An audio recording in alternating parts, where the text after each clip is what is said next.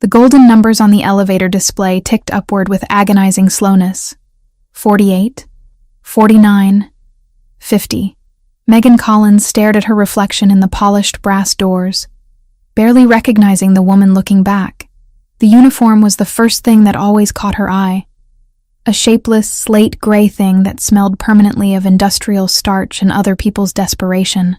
It hung loosely off her frame, hiding the sharp protrusion of her collarbones and the hollow curve of her hips. She adjusted the white apron tied around her waist, her fingers trembling slightly. It wasn't just the exhaustion, though, that was a constant companion these days. It was the hunger, a dull, gnawing ache in the pit of her stomach that she had learned to ignore over the last few months. The elevator chimed, a soft, polite sound that seemed too cheerful for the hour. 2 a.m. The graveyard shift at the Hotel Verciani was usually quiet, a time for cleaning quiet messes and delivering late-night vices to guests who had too much money and not enough peace. Megan gripped the handle of the service trolley, her knuckles turning white. The cart was heavy, laden with a silver bucket of ice that was already starting to sweat, and a bottle of bourbon that cost more than she had earned in the last 3 months combined. She pushed the cart forward, the wheels gliding silently over the thick plush carpet of the corridor. The 52nd floor was different. The air here was cooler, scented with sandalwood and silence. The sconces on the walls were real crystal, casting fractured patterns of light against the damask wallpaper. Megan kept her head down, counting the room numbers as she passed them. 500, 501. Her destination was at the end of the hall, Suite 502, the presidential suite. The staff downstairs had whispered about the guests staying there. Someone important, someone dangerous, someone who tipped in $100 bills if you were quick and invisible. Megan didn't care about the danger. She just needed the money. Her rent was 2 weeks late, and the landlord had stopped accepting excuses. She stopped in front of the double mahogany doors. Her heart performed a nervous, erratic rhythm against her ribs. She took a deep breath, trying to steady her hands. She couldn't afford to drop the bottle.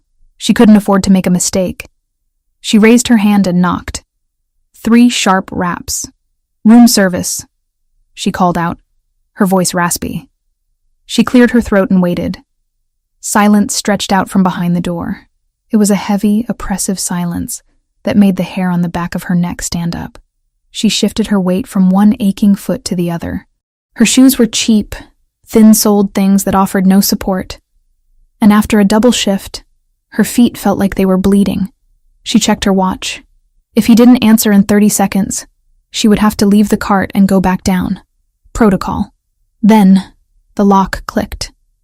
The sound was loud in the quiet hallway, the heavy tumbler of a deadbolt sliding back. The door swung open. Megan kept her gaze trained respectfully on the floor level, staring at the marble threshold. "Good evening, sir. I have the bourbon and ice you ordered." She looked up as she spoke. The professional smile she had practiced plastering onto her face ready to do its job. But the smile never formed. The words died in her throat, choking her. The man standing in the doorway filled the space completely. He was tall, imposing, radiating a kind of raw, kinetic energy that made the air around him feel charged. He wasn't wearing a shirt. His chest was broad, defined by corded muscle and dark hair that trailed down to the waistband of his black dress pants. His skin was pale, stark against the darkness of the room behind him, but it wasn't his body that stopped Megan's heart. It was his face, sharp cheekbones, a jawline that looked like it had been carved from granite, and eyes, dark, intelligent, predatory eyes that she had seen in her dreams every single night for the last 4 years. Silvio Rinaldi. The world tilted on its axis.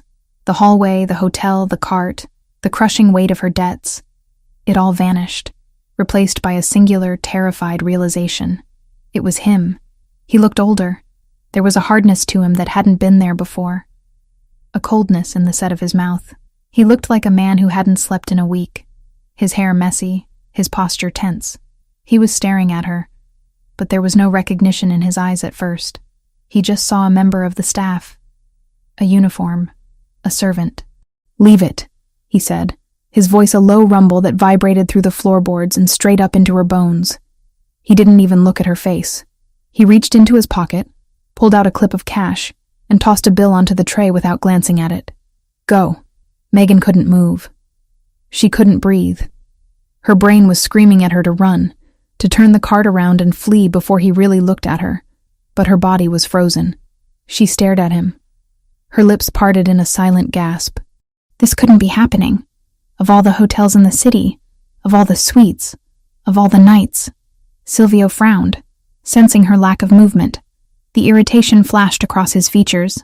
He looked up from the tray, his dark eyes snapping to hers, ready to dismiss her incompetence with a cutting remark. His gaze locked onto her face. Time stopped. It didn't slow down. It ceased to exist. Silvio froze. The hand that had thrown the money remained suspended in the air for a fraction of a second before dropping to his side. His pupils dilated, swallowing the iris until his eyes were black voids. He blinked once, slowly, as if trying to clear a hallucination. He leaned forward slightly, the predatory instinct taking over, his entire body going rigid. Megan? The name was a whisper, a question, and an accusation all at once. The sound of his voice saying her name shattered her paralysis. Panic, cold and sharp, flooded her veins. She took a stumbling step back, dragging the trolley with her. The wheels squeaked, a high-pitched sound of distress. No, she whispered, shaking her head. It was a useless denial. She knew it. He knew it. Silvio took a step forward, crossing the threshold into the hallway. The movement was fluid, dangerous. He ignored the cart completely, stepping around it as if it were a toy. He was looking at her with an intensity that burned. He looked at her face, tracing the features he had once memorized. Then his gaze dropped. He looked at the gray uniform. He looked at the coffee stain on the apron. He looked at her hands. Red, chapped, ringless. He looked at the way the dress hung off her skeletal frame. The color drained from his face. The shock that hit him was visible, a physical blow. He looked from her eyes to her uniform and back again, his expression shifting from confusion to a dawning, horrified comprehension. "What are you wearing?" he asked. His voice was no longer a whisper. It was a growl, low and threatening. "Megan, what is this?" "I have to go," Megan choked out. She released the handle of the cart, backing away. "I have to go. Wrong room. I'm sorry." "Wrong room?" Silvio repeated, his voice rising. He didn't sound angry. He sounded incredulous. He sounded like a man watching a nightmare unfold in real time. You're working here? In this hotel?" "Please," she begged, her voice trembling. Tears stung her eyes, hot and humiliating. She didn't want him to see her like this. Not him. Anyone but him. She had spent 4 years hiding, preserving the last shred of her dignity, letting him believe she was fine, that she was happy. And now, he was seeing the truth. He was seeing the wreckage. "Silvio, please, let me go." "Let you go?" He laughed, a short, dark sound that had no humor in it. "You think I'm going to let you walk away? Look at you." He took another step toward her. Megan flinched. It was an instinctive reaction, born of years of living on the edge, of being afraid of everything. Landlords, bill collectors, shadows. But seeing her flinch broke something in Silvio. He stopped dead, his hands curling into fists at his sides. "You're afraid," he murmured, the realization hitting him hard. "You're afraid of me." "I'm not," she lied, though her voice shook. I have a shift. My manager, he'll fire me if I'm not back. I need this job, Silvio." "You need this job?" He gestured violently at the cart, at the uniform. "You are my wife. You are Megan Rinaldi. You do not push carts for a living." "I'm not your wife," she snapped, a spark of her old fire flaring up in defense. "We divorced 4 years ago. I'm Megan Collins, and I work for a living. Not everyone has your money." "Divorced?" He spat the word out. He looked down the hallway. The red light of the security camera blinked silently above them. He knew who watched those feeds. He knew that if the footage of this encounter, the boss of the Rinaldi family cornering a terrified, emaciated maid in a hallway, got out, it would be catastrophic. Not for him, but for her. The Ndrangheta were looking for weaknesses. They were looking for leverage. And she was the ultimate leverage. He couldn't leave her here. He couldn't let her get back on that elevator. He looked at her thin arms, the dark circles under her eyes that spoke of bone-deep exhaustion. She looked like she was one strong wind away from shattering. "Get inside," he ordered. "No." Megan shook her head frantically, backing up until her heels hit the wall of the corridor. "I can't. You don't understand." "I understand that you are shaking," Silvio said, his voice dropping to a terrifyingly calm register. "I understand that you look like you haven't eaten a proper meal in months. I understand that you are standing in a public hallway wearing a maid's uniform, while my enemies are likely drinking in the lobby downstairs." He closed the distance between them. Megan pressed herself against the wall, her breath hitching. He loomed over her, blocking out the light, blocking out the world. He was so close she could smell him, the scent of rain and expensive whiskey and danger. It was a scent that brought a flood of memories she wasn't strong enough to fight. "Silvio," she whispered, a plea for mercy. "Don't." He cut her off. He reached out. He didn't grab her. He didn't use force. He simply wrapped his hand around her wrist. His fingers were long, warm, and calloused. The contact was electric. It sent a shockwave through Megan's body that made her knees weak. It had been 4 years since he had touched her. 4 years of cold, lonely nights. His grip was firm, an anchor in the storm. He felt the delicate bones of her wrist beneath his fingers, felt the frantic, rabbit-fast pulse beating against his thumb.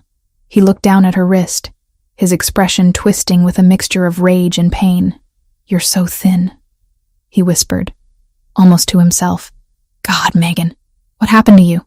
"Life happened," she said, trying to pull her hand back. He didn't let go.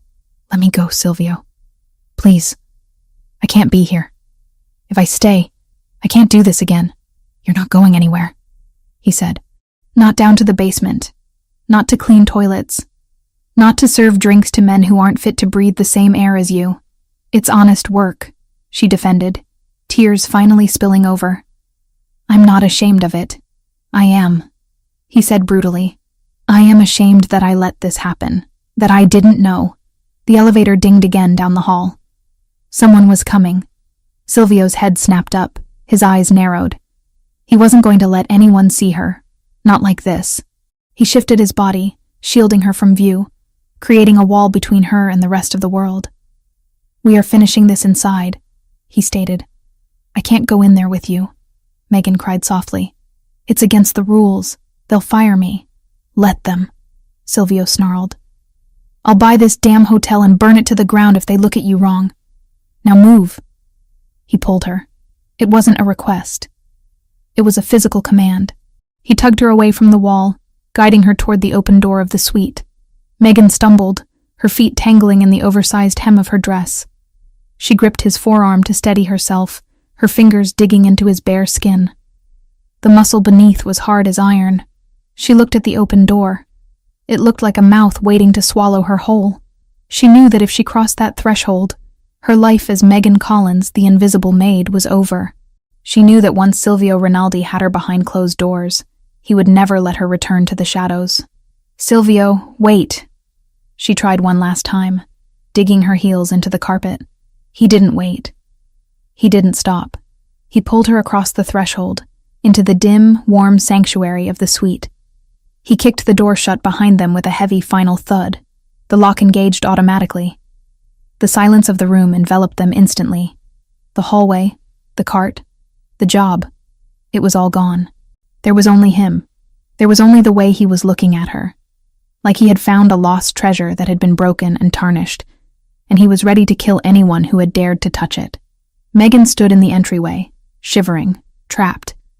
And for the first time in 4 years, terrifyingly, completely safe, the heavy thud of the deadbolt sliding into place echoed through the cavernous suite like a gavel striking a judge's bench.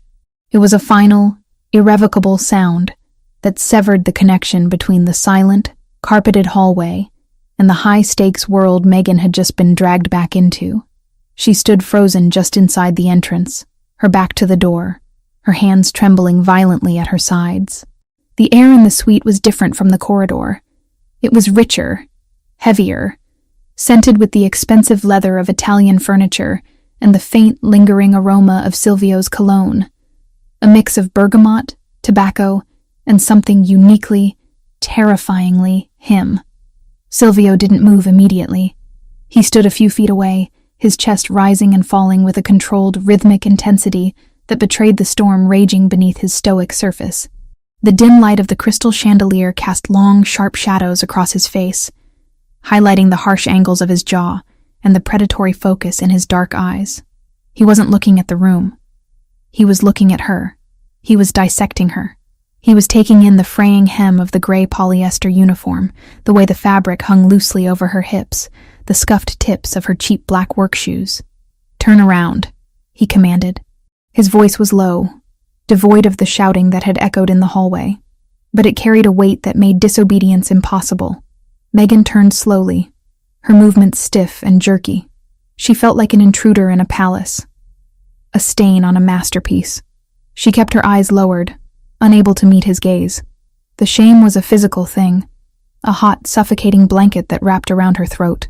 She had spent 4 years building a wall between herself and this life, telling herself that she was better off poor and free than rich and endangered.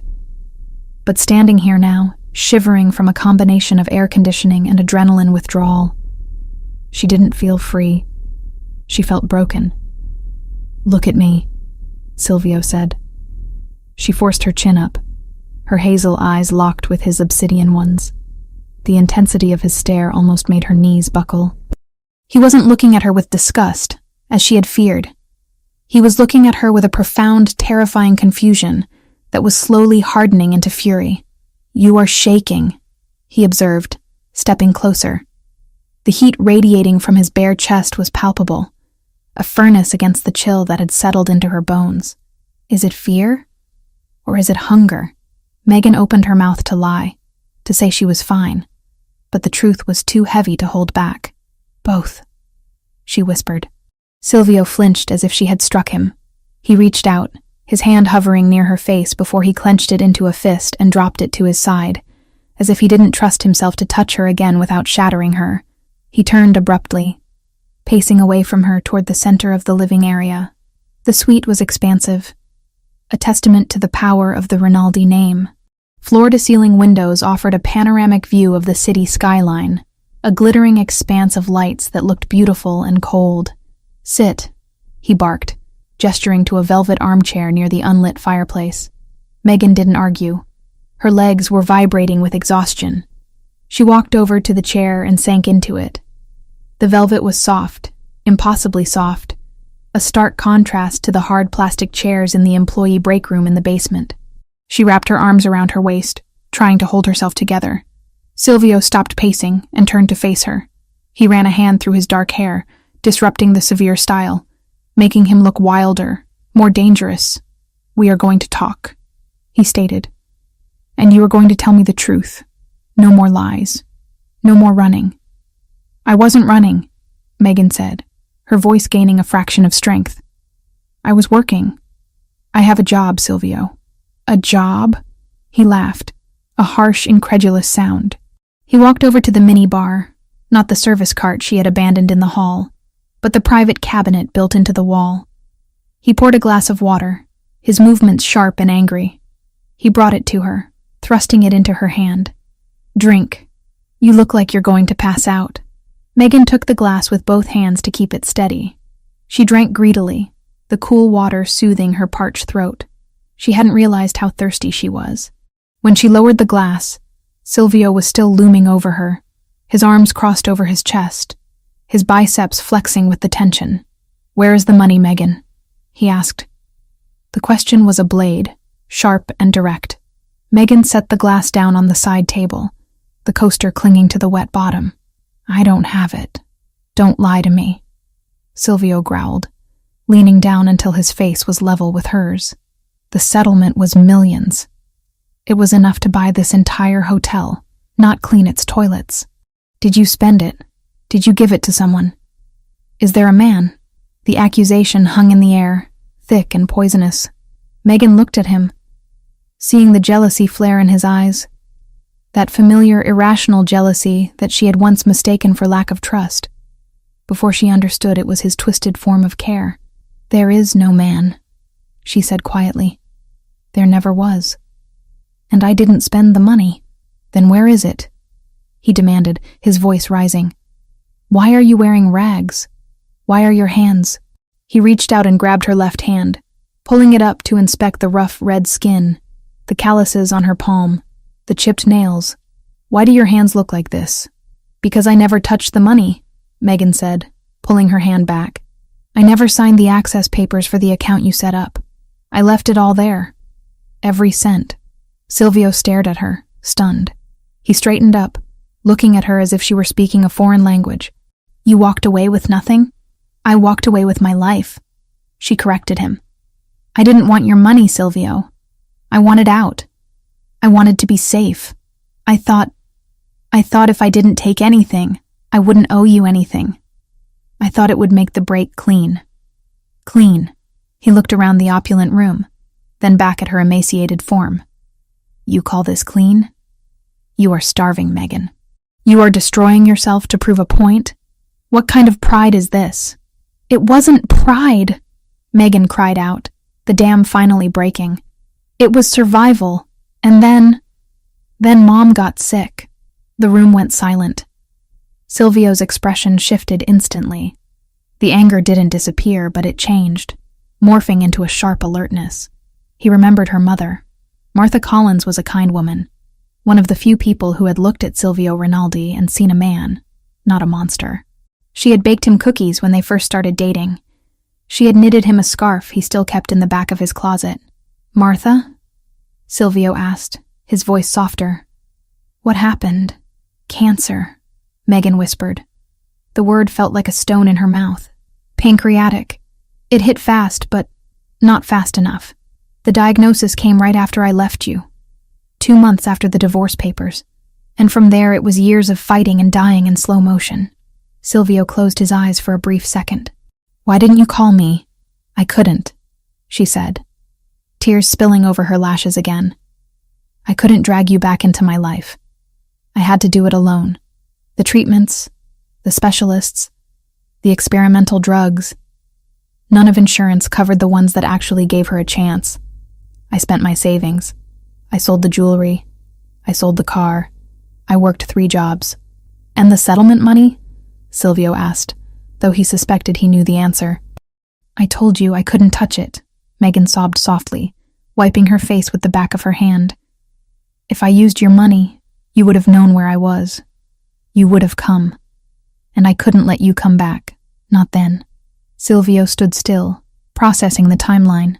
While he had been tearing apart his office in fits of rage, thinking she was sipping champagne on a beach in the south of France, laughing at him, she had been sitting in hospital waiting rooms, watching her mother fade away, counting pennies for a cafeteria sandwich. The guilt hit him like a physical blow to the gut. It was a nausea that churned in his stomach. "Where is she now?" Silvio asked, though the hollowness in Megan's eyes gave him the answer before she spoke. "Is she at Mount Sinai or Presbyterian? I will have her moved to a private clinic tonight. I will fly in specialists from Zurich." Megan shook her head slowly. The movement was full of a crushing, final defeat. "She's gone, Silvio," she whispered. "She died 3 months ago." Silvio felt the air leave the room. He looked at Megan, really looked at her, and saw the shadow of grief that lay over her like a shroud. He saw the way her shoulders slumped, not just from the weight of the serving tray, but from the weight of the coffin she had likely carried alone. 3 months, he repeated hollowly. "The debts didn't die with her," Megan continued, her voice devoid of emotion now, just stating facts. "The hospital bills are astronomical. I owe more than I can make in a lifetime. That's why I'm here. That's why I take the double shifts. That's why I need this job. I'm just trying to keep the collectors away. I'm just trying to breathe." Silvio turned away from her. He walked to the window and placed his hands against the cold glass, looking out at the city he ruled. He owned half the buildings in this skyline. He moved millions of dollars with a single phone call. And while he played king, His wife, because in his heart she had never stopped being his wife, had been drowning. She had been living a nightmare of slow agony, alone. He clenched his fists so hard against the glass that the knuckles turned white. He hated himself in that moment. He hated his pride. He hated the silence he had allowed to stretch between them. But more than anything, he hated the universe for testing her so brutally. He turned back to her. The look on his face was terrifying in its resolve. The confusion was gone. The hesitation was gone. "You are done," he said. Megan looked up, startled by the tone. "What?" "You are done paying," Silvio said, walking back toward her. "You are done working. You are done suffering." "Silvio, the debts are over $200,000, she said, trying to make him understand the scale of the disaster. "I don't care if it's 200 million, he interrupted, his voice lethal. "It's gone. Consider it paid. I will have the hospital administrators fired for harassment. I will burn the collection agencies to the ground if they ever dial your number again. You can't just fix everything with money." Megan argued weakly, though the fight was draining out of her. "Watch me," he challenged. He stopped in front of her. He reached out and touched the collar of her uniform. The gray polyester felt cheap and abrasive under his fingertips. He looked at it with pure, unadulterated hatred. "And this insult. Take it off." Megan froze. Her hands flew to the top button of her dress instinctively. "Silvio, I can't. I don't have anything underneath except—" "I don't care," he said. "You will not wear this rag for 1 second longer. It marks you as a servant. You are not a servant. You are a queen. My queen. I don't have clothes," she whispered, her face flushing crimson. "My locker is downstairs. My jeans. My sweater." "Burn them," Silvio said. "We are not going downstairs." He turned and walked to the mahogany desk where a sleek black landline phone sat. He snatched the receiver up and punched a speed dial number. He didn't look at Megan as he waited for the line to connect. He looked at the wall, his mind racing with logistics, security protocols, and retribution. "Alexander," he said into the phone. The voice on the other end answered on the first ring, sharp and alert despite the hour. "Boss?" Alexander's voice was tinny but clear in the silent room. "I need you at the Versiani. Now," Silvio ordered. "Bring the armored SUV, and bring a stylist. Wake someone up. I don't care who." "A stylist, boss?" Alexander sounded confused. "For a meeting?" "For my wife," Silvio said. There was a pause on the line, a heavy, shocked silence. "Megan, you found her?" "She was here," Silvio said, his voice cracking slightly before hardening again. "She was right under our noses, Alexander. Bring a full wardrobe. Everything. Coats, shoes, dresses. Nothing casual, nothing cheap." He glanced back at Megan, who was still sitting in the chair, looking small and fragile. He assessed her size again, his heart clenching at how much weight she had lost. "Size 0, Silvio said into the phone, the words tasting like ash in his mouth. "Maybe size 2 if the cut is small. She is unwell. Bring food. The chef from the estate. Tell him to prepare something light. Soup, nutrients. And Alexander?" "Yes, boss?" "Bring the security detail. The full team. Level 1 protocol. No one enters or leaves this floor without my permission. If the hotel manager asks questions, buy the hotel. If he resists, remove him." "Understood. 20 minutes. Silvio hung up the phone. The click was softer this time, less like a gunshot and more like a lock snapping shut on a vault. He walked back to Megan. She was looking at him with wide, watery eyes. She looked terrified, but beneath the fear, there was something else. Relief. A profound, overwhelming relief that she tried to hide. She had been carrying the world on her shoulders for so long that she had forgotten what it felt like to put it down. "You can't just take over my life," she whispered, but the protest lacked heat. It was a reflex, a ghost of her old independence. "I already have," Silvio said. He knelt in front of her. It was a gesture of submission that no one in the underworld would ever believe Silvio Rinaldi was capable of. He took her hands in his, covering her rough skin with his warm palms. You tried it your way, Megan. You tried to be noble. You tried to do it alone. And look where it got you. Look at what it did to you. He brought her hands to his lips, kissing the knuckles that were red from scrubbing floors. Let me do this, he murmured against her skin. Let me take care of you. Stop fighting me. Just for tonight. Stop fighting. Megan looked at him, the man she had loved, the man she had left to save. She looked at the dark circles under his eyes, the tension in his shoulders. She realized that he had been suffering too, in his own way, and she was so tired. She was so incredibly tired of counting coins, of ducking her head, of being invisible. I'm tired, Silvio, she admitted, her voice breaking. I know, he said. I know, Bella. You don't have to be strong anymore. I have enough strength for both of us. The manager? She said, a last weak worry. He'll call the police if I don't return the cart. Let him call, Silvio said, his eyes darkening. The police work for me. The city works for me. And as of this moment, you work for no one. He stood up, pulling her gently to her feet. She wobbled, her equilibrium thrown off by the sudden movement and the emotional whiplash. Silvio caught her instantly, his arm wrapping around her waist, solid and unbreakable. He held her against him, not in a sexual embrace, but in a protective one. He was shielding her from the air itself.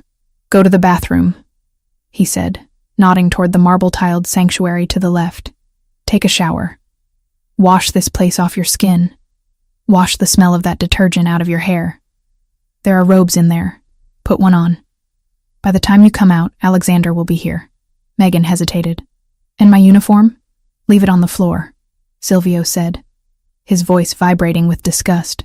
I will have it burned. You will never wear it again. You will never serve another person as long as you live, Megan. That life is dead.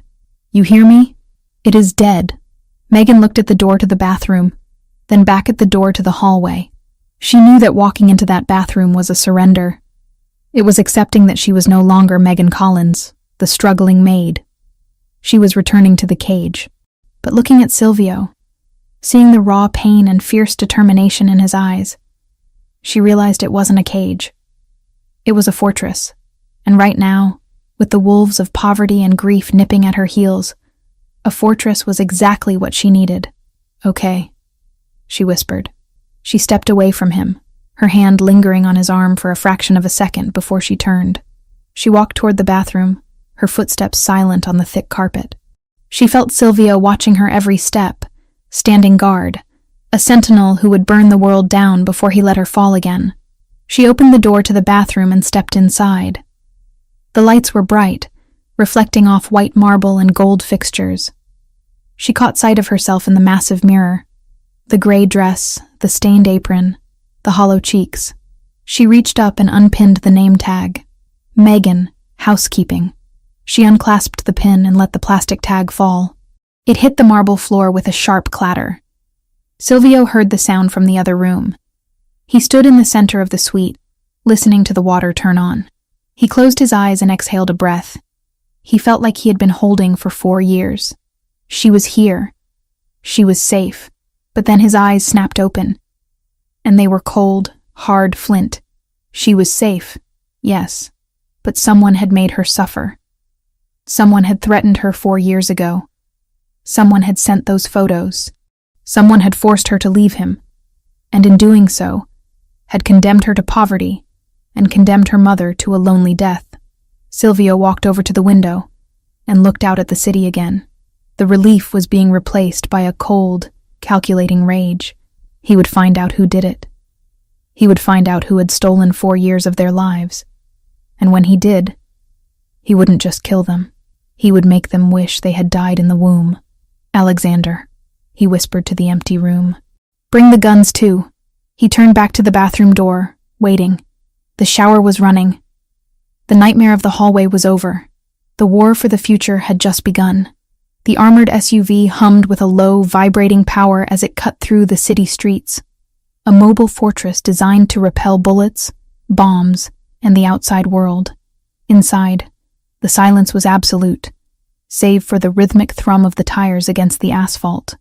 Megan sat in the back seat, her body rigid, wrapped in a cashmere coat that Alexander had brought, a coat that cost more than the total earnings of her last 3 years. It was soft, impossibly warm, and smelled faintly of the cedar closet in the Rinaldi estate, a scent that triggered a cascade of memories she wasn't ready to face. Silvio sat beside her. He didn't touch her, but his presence was a physical weight, a gravitational pull that she had to actively resist. He was on his phone, typing furiously, his thumb moving across the screen with lethal precision. He wasn't just sending texts, he was moving armies. He was dismantling the life she had built, the hotel job, the manager, the anonymity, and erasing it from existence. Every few seconds he would glance at her, his dark eyes scanning her profile, checking to see if she was still there, as if he expected her to dissolve into mist. "Alexander," Silvio said, his voice breaking the silence. "ETA.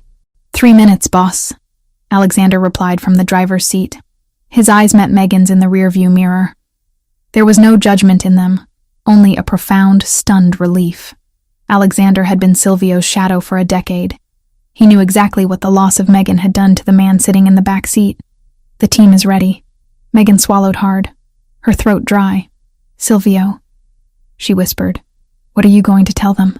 Silvio stopped typing. He turned to her, the blue light of the phone screen illuminating the harsh planes of his face. "Tell who?" "The staff. The guards," she said, pulling the coat tighter around herself. "They know I left. They know. They think I abandoned you.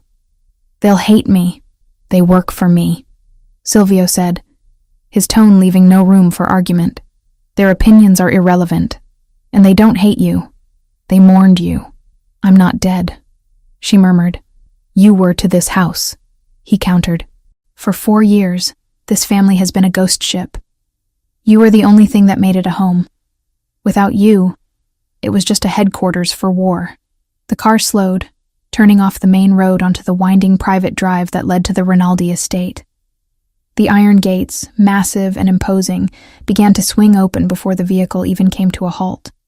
Megan watched the familiar landscape pass by the tinted windows, the manicured hedges, the stone fountains, the long line of oak trees that lined the driveway. It was exactly as she remembered it, frozen in time, a pristine monument to a life she had been forced to incinerate. As the SUV pulled up to the main entrance, the reality of what was happening crashed down on her. She wasn't just visiting, she was returning. And she was terrified that the threat, the one that had driven her away, was waiting for her inside those walls. Alexander parked the car and killed the engine. Before Megan could reach for the door handle, Silvio was already outside. He opened her door, offering his hand. The gesture was courtly, old-fashioned, and completely at odds with the violence she knew he was capable of. She looked at his hand. Large, scarred on the knuckles, steady as a rock. She placed her trembling fingers in his palm. He pulled her out, but he didn't let go. He tucked her hand into the crook of his arm, anchoring her to him. Steps clicked against the stone pavement. The front doors of the mansion opened, and the household staff spilled out, lining up with military precision. There was Mrs. Rossi, the housekeeper, looking older, her face lined with new wrinkles. There was Marco, the head of the perimeter security. There were faces she knew, and faces she didn't. Megan braced herself for the glares, for the whispers of gold digger or traitor. She kept her chin down, staring at the gravel. "Welcome home, Mrs. Rinaldi." Mrs. Rossi's voice wavered. Megan's head snapped up. The older woman was crying, not polite, hidden tears, but open weeping. Mrs. Rossi stepped forward, breaking the line of protocol, and looked at Silvio for permission. He gave a curt nod. Mrs. Rossi reached out and grasped Megan's free hand, squeezing it tightly. "We thought..." Mrs. Rossi choked out. "We didn't know if we would ever see you again. You look so thin, cara mia. So thin." "I'm okay, Mrs. Rossi," Megan whispered, fighting the burn in her own eyes. "I'm okay now. Prepare the master suite," Silvio ordered, his voice cutting through the emotional reunion. And have chef prepare a light meal, soup, something easy to digest. Bring it to the room. The master suite, sir? Marco asked, his eyes darting between Silvio and Megan. Not the guest wing? Did I stutter? Silvio's gaze was lethal. She is my wife. She sleeps in my bed. If anyone has a problem with that, they can leave their badge at the gate and walk home. No, sir. Understood, Marco said quickly, signaling the team to stand down and secure the perimeter. Silvio guided her inside. The foyer was vast, with a double staircase that curved up to the second floor like the ribs of a giant beast. The crystal chandelier overhead cast a prism of light on the marble floor. It was cold. That was the first thing Megan noticed. The house felt cold, sterile, as if no one had really lived here since she left. There were no fresh flowers on the central table, just a sculpture of abstract bronze. It's quiet, she noted. I stopped entertaining, Silvio said briefly. I stopped doing a lot of things. He led her up the stairs. Every step felt like walking backward in time. When they reached the double doors of the master bedroom, Megan hesitated. This was the heart of the house. This was where they had spent lazy Sunday mornings, where they had argued, where they had made love. Silvio pushed the doors open. Megan stepped inside and gasped. It was exactly the same. Her vanity table was still cluttered with the perfume bottles she had left behind. Chanel, Jo Malone, nearly empty bottles that had gathered dust. Her favorite throw blanket was folded at the foot of the bed. A book she had been reading 4 years ago, a paperback novel with a cracked spine, was still sitting on the nightstand on her side of the bed, a bookmark marking page 142. You kept it, she breathed. I couldn't touch it, Silvio admitted, closing the door behind them and locking it. The maids were instructed to clean around it. If they moved a single item, they were fired. I needed to know that you existed, that I hadn't hallucinated our marriage. He walked over to her, removing the heavy cashmere coat from her shoulders. Underneath, she was wearing a silk dress Alexander had brought to the hotel, a deep navy blue that hung loosely on her frame, but was a vast improvement over the maid's uniform. I have to go back out, Silvio said abruptly. Megan spun around, panic flaring in her chest. What? You're leaving? I have business to conclude, he said, his face hardening into the mask of the capo. The Hotel Versiani, the manager who threatened to fire you, the people who watched you starve and did nothing. I need to have a conversation with them. Silvio, don't, she pleaded, grabbing his arm. It doesn't matter. They were just doing their jobs. I was late. You were my wife, he snarled, and they treated you like a slave. I am going to ensure that never happens again. I will be back in an hour. You are safe here. The perimeter is locked down. Alexander is outside the door. No one gets in. Please don't hurt them, she whispered. I will do what is necessary, was all he said. He kissed her forehead, a hard, brief press of his lips that felt like a brand, and then he was gone. The hour that followed was agonizing. Megan wandered the room like a ghost haunting her own life. She went to the bathroom, the size of her entire apartment in the city, and ran her fingers over the marble countertops. She opened the closet. Her clothes were still there. The dresses she had worn to galas, the jeans she wore on weekends, the silk robes. It was a mausoleum of Megan Collins. She sat on the edge of the bed, the mattress sinking under her weight. It was too soft. After years of sleeping on a lumpy futon, the luxury felt wrong, unearned. She looked at the book on the nightstand. She picked it up, opening it to the bookmark. It was a receipt for a coffee she had bought the day before she left. The date stared up at her, a timestamp from another life. When the door handle turned, she jumped. Silvio walked in. He had changed. The suit he had worn at the hotel was gone, replaced by fresh black trousers and a black button-down shirt. The sleeves rolled up to his elbows. He looked cleaner, but the air around him crackled with violence. There was a faint redness on his knuckles that hadn't been there before.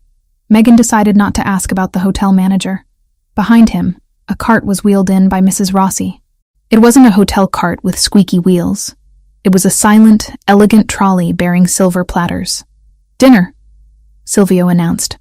Mrs. Rossi set the table on the balcony, a small private space overlooking the gardens, and then retreated quickly, sensing the heavy atmosphere. Silvio pulled out a chair for Megan. Sit. Eat. It was a command, but there was desperation in it. He sat opposite her, watching her like a hawk. The meal was simple: a rich vegetable broth, warm bread, and grilled chicken. Megan picked up her spoon, her hand shaking slightly. The first mouthful was difficult. Her stomach had shrunk so much that food felt foreign. But the taste, it was rich, seasoned, warm. It tasted like safety. Silvio didn't eat. He poured himself a glass of dark red wine and watched her. He watched every spoonful she took, as if her nourishment was the only thing keeping him tethered to the earth.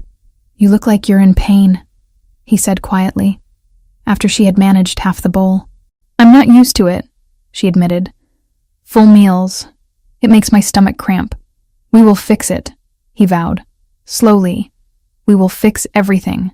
He took a sip of wine, his eyes never leaving hers. "Now talk. The hotel room was not the place, but here. Here you tell me everything. Why, Megan? And don't give me the 'I wanted to be free' speech. I know you. I know you loved me. You loved this life, even the dangerous parts. You didn't leave because you fell out of love." Megan put the spoon down. The metal clinked against the china, a sharp sound in the night air.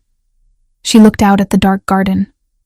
The wind was picking up, rustling the leaves of the oaks. "I didn't leave because I wanted to," she said, her voice barely a whisper. "I left because I had to choose." "Choose between what?" Silvio leaned forward, his intensity spiking. "Me and your mother? Between you and your life," she said, turning her gaze back to him. "Silvio, do you remember the week before I left? The gala at the Museum of History?" "I remember," he nodded. "You were nervous. You said you had a headache and wanted to leave early." "I didn't have a headache," she said. "I had a note. Someone slipped it into my purse while I was in the powder room." Silvio went still. "What did it say?" Megan reached for the water glass, needing to moisten her throat. The memory was 4 years old, but it still made her heart race with the same terror she had felt that night. It was a photo, a Polaroid. It was taken from a distance, through a scope. It was a picture of you, Silvio. You were standing on the balcony of your office, and there was a red laser dot right in the center of your forehead. Silvio's jaw tightened, a muscle feathering in his cheek. "A threat. People threaten me every day, Megan. It's part of the job. Not like this," she insisted. The note on the back, it didn't ask for money. It didn't ask for territory. It said, "She is the weakness. As long as she stays, he is a target. Leave him, and he lives. Stay, and we pull the trigger." Silvio slammed his hand down on the table. The silverware rattled. "And you believed them? You didn't bring this to me? I have an army, Megan. I have the best security in the world. You can't stop a bullet you don't see," she cried out, her voice rising to match his. "They knew everything, Silvio. They knew my schedule. They knew about my mother's diagnosis before I even told you. The next day, after the gala, I found a burner phone in my car. They called me. They described what you were wearing at that exact moment. They said they had a shooter in position. They gave me 24 hours to file for divorce and disappear." "Who?" Silvio demanded, his voice dropping to a terrifying growl. "Who called you?" "I don't know." She wept. "They used a voice changer, but they knew things. Internal things. They knew about the security blind spots in the garden. They knew the codes to the gate. That's why I couldn't tell you. It was someone close. Someone inside. If I told you, and you started asking questions, they would know I talked. And they would have killed you." Silvio sat back, the air rushing out of his lungs. He looked at her, really seeing the past 4 years in a new light. She hadn't abandoned him. She had saved him. She had sacrificed her happiness, her financial security, her time with her dying mother, all to ensure that he kept breathing. She had walked into poverty to shield him from a bullet. "You protected me," he whispered, the realization shattering his anger. "You stupid, brave, reckless woman. You protected me. I couldn't live in a world without you in it, Megan said, tears streaming down her face. Even if I couldn't be with you, knowing you were alive, that was enough. It had to be enough. Silvio stood up. The chair scraped loudly against the stone floor. He walked around the table and pulled her up from her seat. He didn't handle her gently this time. He pulled her against him with a desperation that bordered on violence. He buried his face in her neck, inhaling her scent, his arms wrapping around her so tightly she could barely breathe. I hated you, he confessed into her hair, his voice thick with emotion. For 4 years I hated you. I thought you were bored. I thought you found someone better. I tore this city apart looking for a reason, and when I couldn't find one, I decided you were just cruel. I'm sorry, she sobbed, clutching the back of his shirt. I'm so sorry. No, he pulled back, framing her face with his hands. His thumbs wiped away the tears, his touch frantic. Do not apologize. You saved my life, but you paid too high a price. Look at you. You starved for me. I'm okay, she tried to say, but he shook his head. You are not okay, but you will be, he swore. Listen to me, Megan. Whoever did this, whoever sent that photo, whoever made that call, they made a mistake. They let you live. He leaned his forehead against hers, their breaths mingling. They wanted to remove my weakness. Silvio hissed, his eyes burning with a cold blue fire. But they didn't understand. You aren't my weakness. You are my reason. And now that you are back, I am going to find them. I am going to find the person who kept us apart. And I am going to dismantle them piece by piece. Silvio, be careful, she whispered, fear spiking again.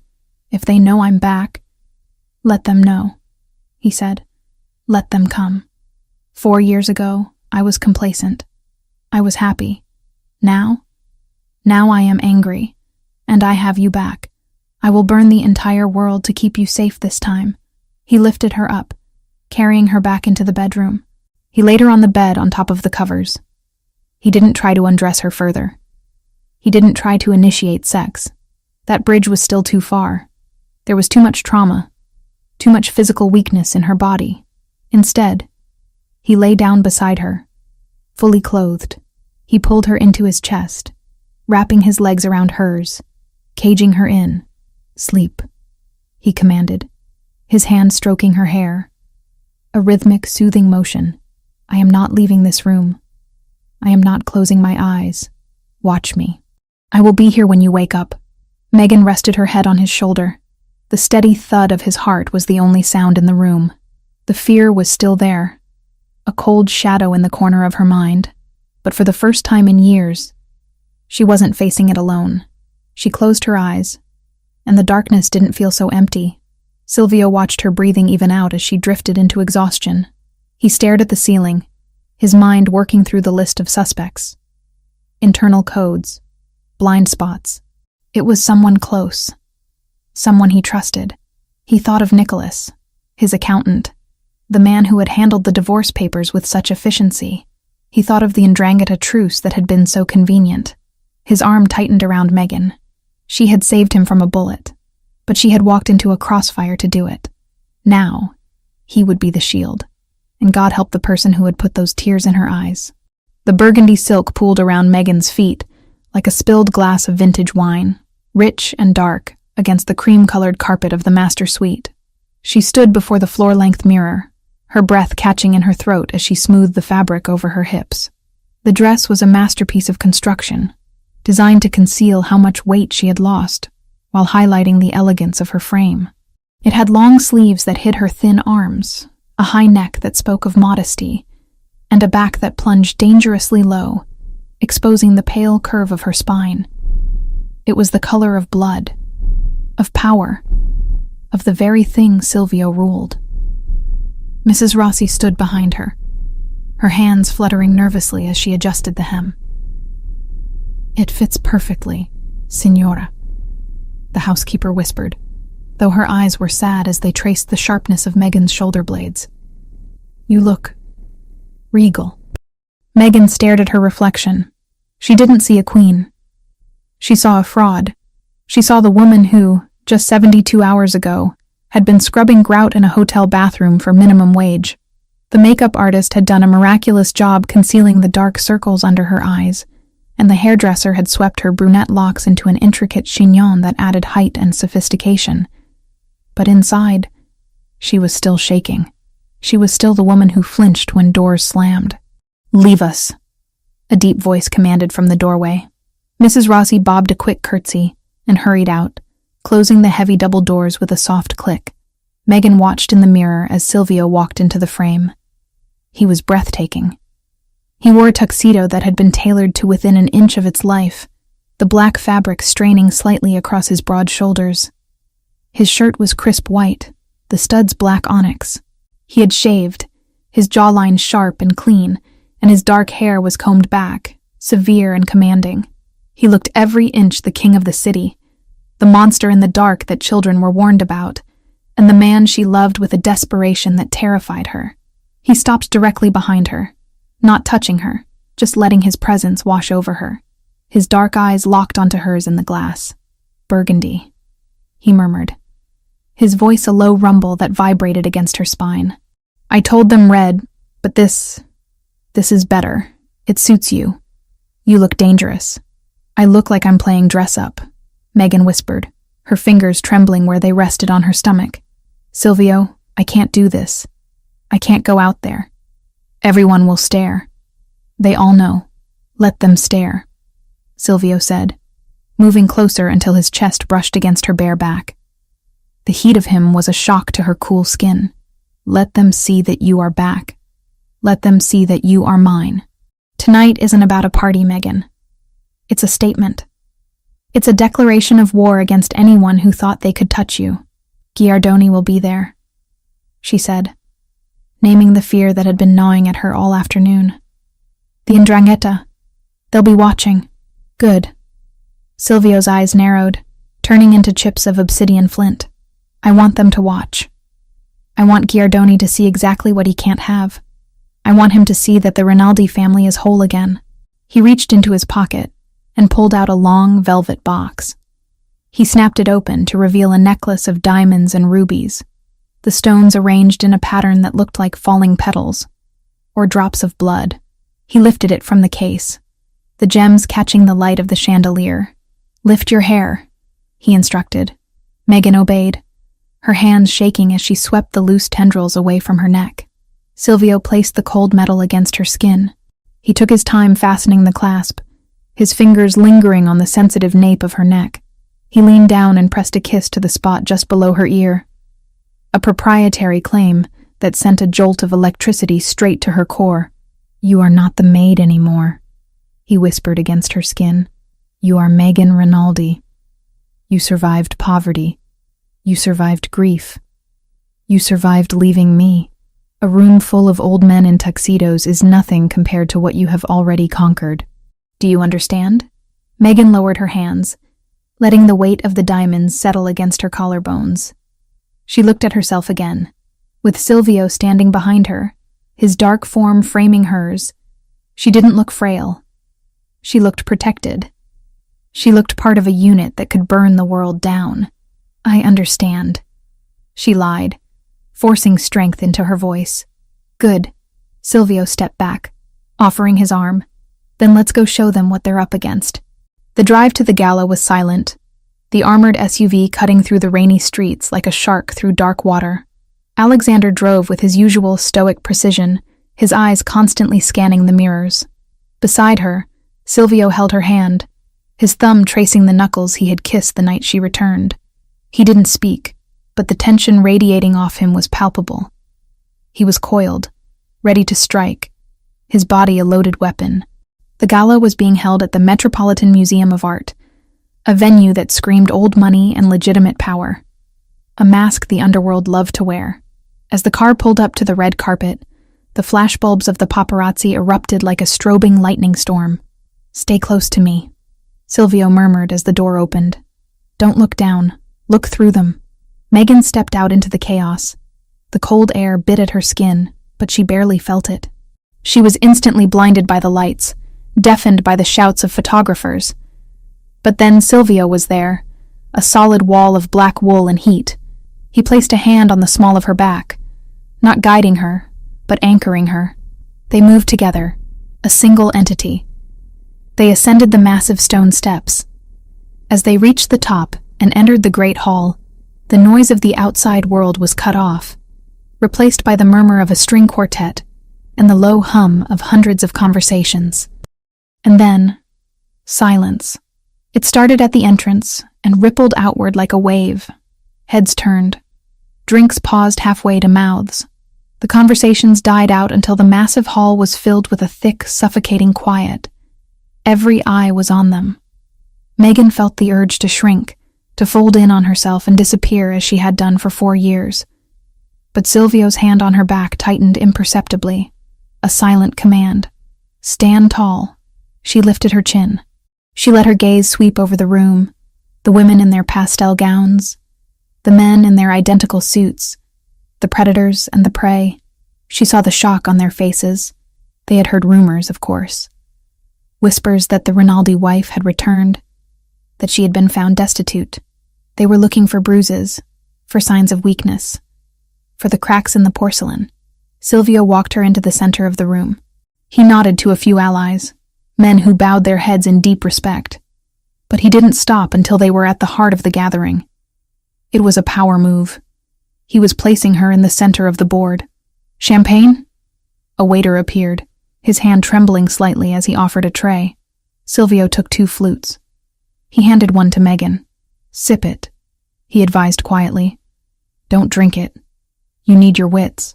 Well, a voice grated from behind them, oily and thick with a heavy Calabrian accent. I heard the dead had risen, but I didn't expect the corpse to look so polished. Megan froze.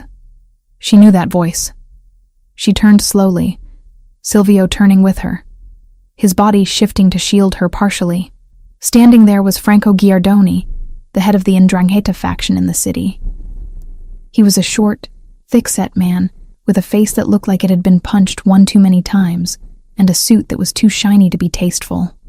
He was holding a scotch, his eyes raking over Megan with a mixture of lust and contempt. Giardoni, Silvio said, his voice flat. I see they let anyone in these days. I thought this event had a dress code. Giardoni laughed, a wet, wheezing sound. Always with the jokes, Rinaldi, but I wasn't talking to you. I was talking to the little lady. He took a step closer, ignoring the lethal warning in Silvio's stance. Megan. It is Megan, right? Or do you go by a different name now? I heard you were going by... What was it? Hey, you? Housekeeping? The insult landed with the precision of a slap. The people nearby, who had been pretending not to listen, went deathly still. This was it. The 'Ndrangheta was testing the waters, poking the bear to see if it still had claws. Silvio's hand left Megan's back. He was about to move. He was about to tear Giardoni's throat out right there in front of the city's elite. Megan saw the violence in his eyes, the way his shoulders bunched. If he attacked Giardoni here, the truce would shatter instantly, and the police commissioner standing 10 feet away would have to act. It was a trap. Giardoni wanted Silvio to lose control. Megan placed a hand on Silvio's chest. It was a light touch, but it stopped him. She stepped forward, moving out of Silvio's shadow. She smoothed the burgundy silk of her dress, her movements deliberate and calm. She looked Giardoni up and down, her expression one of mild amusement, as if he were a stain on the carpet she would have to scrub later. Mr. Giardoni, she said, her voice clear and carrying effortlessly through the silent circle that had formed around them. I didn't realize you followed my career so closely. It's flattering, really. Giardoni smirked, thinking he had won. Career? Is that what we call scrubbing toilets now? Tell me, murmured Bella. What's the going rate for a Rinaldi these days? Do you take tips? A gasp went through the crowd. Silvio flinched, his breath hissing through his teeth, but Megan held her ground. She didn't blink. She didn't look away. She smiled, and it was a smile she had learned from Silvio. Cold, sharp, and terrifying. I learned a lot pushing a cart, Franco, she said, using his first name with deliberate disrespect. I learned that dirt is honest. It doesn't pretend to be anything else. But you... She took a sip of her champagne, eyeing him over the rim of the glass. You stand here in a tuxedo that costs $5,000, drinking scotch you can't pronounce, pretending you belong in a museum. But we both know the truth. She took a step closer to him, invading his personal space, forcing him to look up at her because of her heels. Some people clean the trash, Megan whispered, loud enough for the inner circle to hear. And some people are the trash. No amount of money will ever scrub the stench off you, Franco. You smell like a desperate second best. Giardoni's face turned a mottled purple. The smirk vanished, replaced by pure, unadulterated rage. He opened his mouth to retort, to shout, to do something, but the damage was done. A ripple of laughter started somewhere in the crowd, a nervous, shocked titter that quickly spread. Megan hadn't just insulted him. She had dismissed him. She had treated him like a rude guest in her home. Silvio stepped up beside her again. He wasn't angry anymore. He was beaming. It was a dark, dangerous pride that radiated off him like heat from a sun. He wrapped his arm around her waist, pulling her flush against him. I think you're done here, Giardoni, Silvio said softly. Unless you want to ask my wife for cleaning tips. I hear she's excellent at disposing of garbage. Giardoni glared at them, his hands shaking with the effort not to draw the gun he undoubtedly had tucked under his jacket. He looked around the room and saw that he had lost. The crowd was with the Rinaldis. The narrative had shifted. Megan wasn't the fallen victim. She was the survivor who had just publicly castrated a mob boss with a few words. Watch your back, Rinaldi, Giardoni hissed, turning on his heel. The streets are slippery tonight. We'll be careful, Silvio called after him.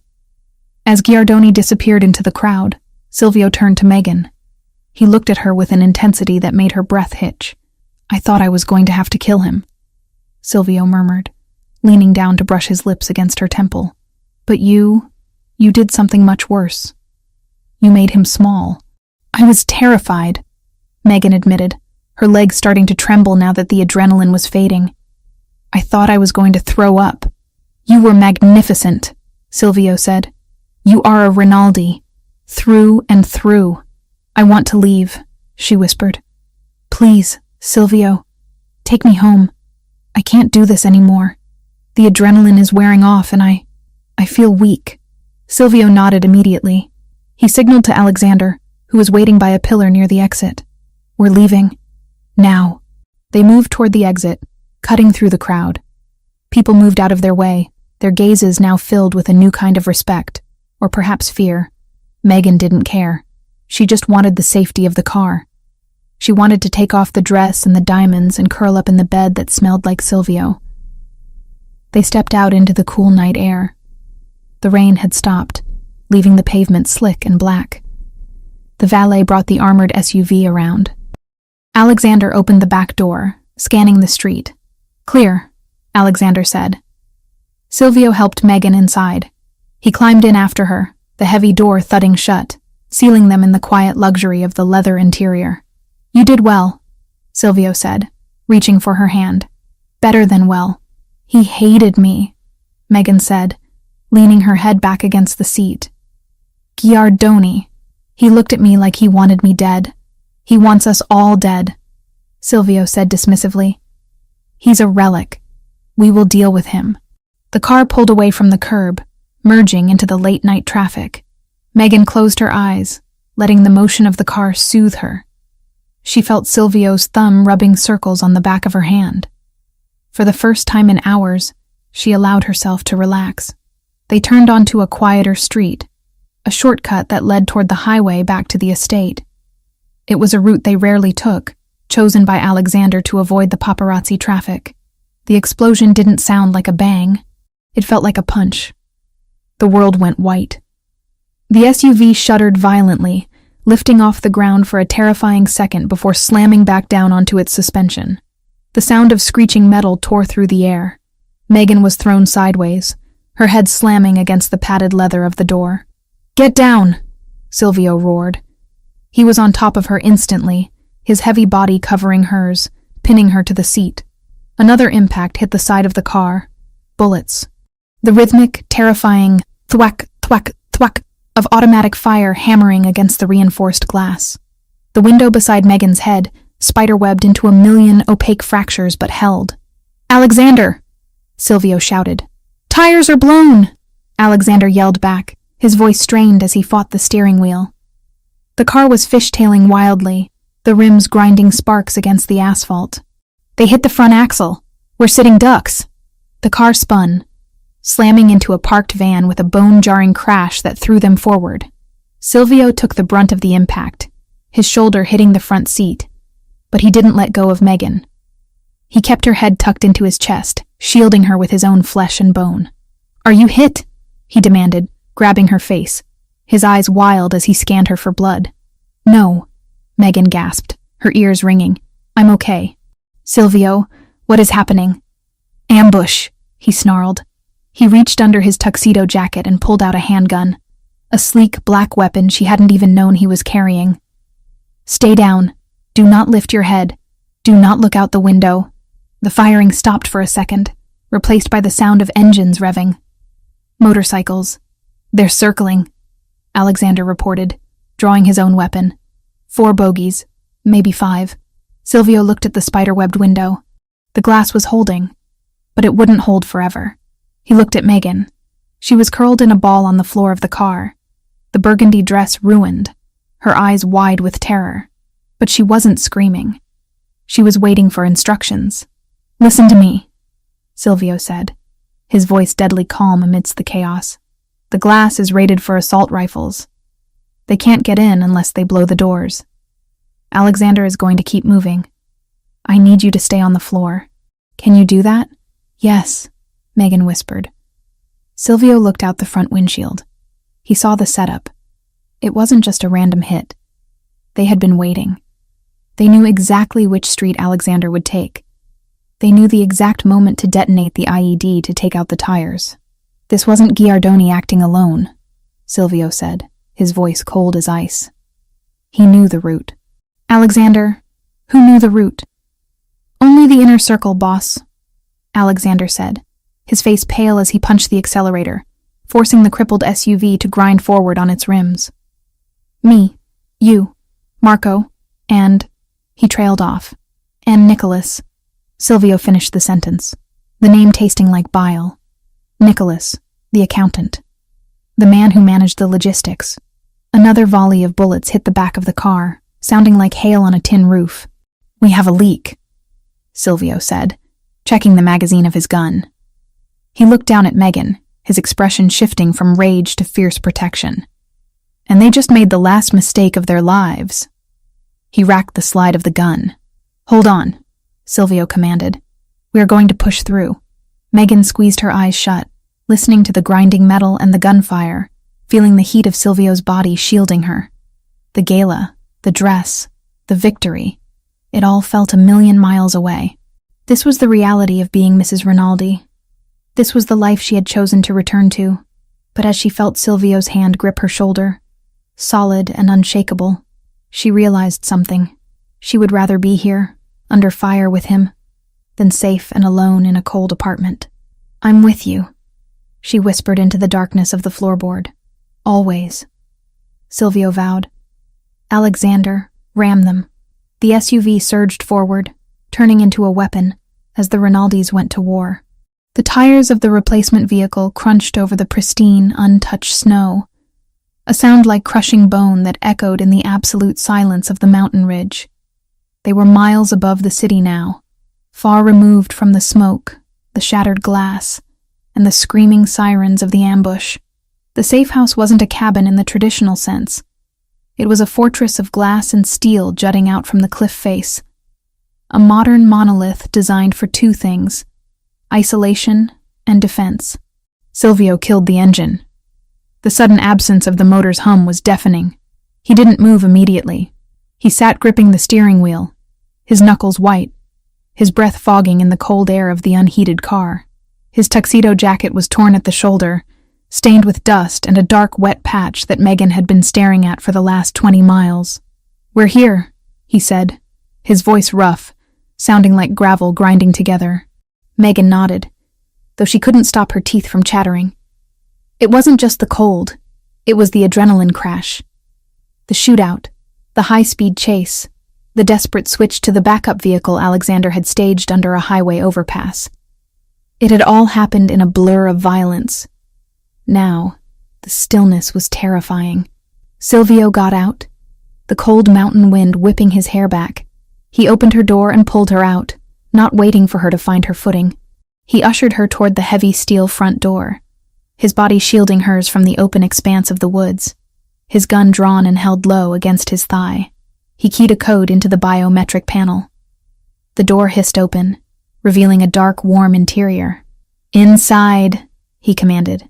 "Don't touch the windows. Don't turn on the main lights yet." Megan stepped inside. The floors were heated slate, radiating a warmth that seeped through the thin soles of her heels. Silvio followed, locking the door behind them with a heavy mechanical thud that reminded her of the hotel room. But this time, the lock felt like it was keeping the monsters out, not trapping her in. He moved through the house with lethal efficiency, checking corners, arming the perimeter sensors, his movements sharp and agitated. Megan stood in the center of the living room, hugging her arms around her chest. The ruined burgundy dress was torn at the hem, and she was missing an earring. She felt like a doll that had been dragged through a war zone. "Silvio," she whispered. He didn't hear her, or he chose not to. He was staring at a tablet mounted on the wall, watching the green lights of the security grid come online. "Silvio," she said louder, her voice cracking.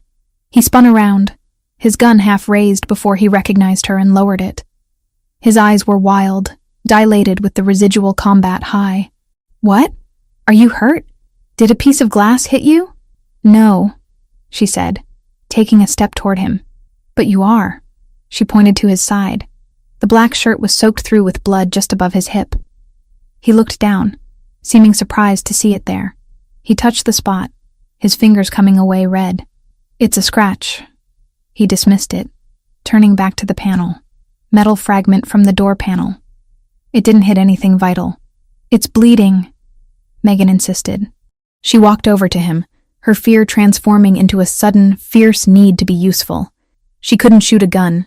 She couldn't drive a getaway car. But she could do this. "Where is the first aid kit?" "Bathroom. Under the sink." He grunted, wincing slightly as he reached up to check a camera feed. Megan didn't wait. She kicked off her heels, running barefoot across the slate to the bathroom. She found the kit, a military-grade box, not a household one, and grabbed it. When she returned, Silvio had taken off his tuxedo jacket and was unbuttoning his shirt. The sight of his torso stopped her in her tracks. He was bruised. A large purple welt was forming on his shoulder where he had slammed into the dashboard protecting her. But it was the cut on his side that drew her eye. A jagged laceration about 3 inches long. It wasn't deep enough to be fatal, but it was ugly, and it was still oozing dark blood. "Sit down," she ordered, pointing to the leather sofa. Silvio looked at her. For the first time since the explosion, the manic energy in his eyes receded, replaced by a heavy exhaustion. He dropped the shirt on the floor and sat, wincing as his skin stretched. Megan knelt between his legs, opening the kit. The smell of antiseptic wipes and sterile gauze filled the air, replacing the scent of gunpowder that clung to their clothes. Her hands, which had been shaking uncontrollably in the car, were suddenly steady. This was a problem she could solve. This was a ledger she could balance. "This is going to sting," she warned, peeling open an alcohol swab. "Do it," he said, staring at the ceiling. She pressed the pad against the wound. Silvio hissed, his abdominal muscles seizing under her fingers, hard as rock. She worked quickly, cleaning the blood away, checking for debris. "It needs a stitch," she murmured, examining the depth. "Maybe 2. But butterfly strips will hold it if you don't move around too much." "I'm not moving," he said. His voice was lower now, watching her. He wasn't looking at the wound. He was watching her face. He was watching the way her brow furrowed in concentration, the way she bit her lip as she applied the antibiotic ointment. "You saved me," she whispered, not looking up as she applied the adhesive strips. "In the car. You threw yourself over me. I would have thrown myself in front of a train," Silvio replied simply. A few bullets are nothing. It's not nothing, she argued, her voice trembling again. She smoothed the bandage down, her fingers lingering on his warm skin. She could feel his heart beating against her palm, a strong, steady rhythm that reassured her he was alive. You could have died, Silvio, if that glass hadn't held. But I didn't, he said. He reached out and caught her hand, stopping her ministrations. And neither did you.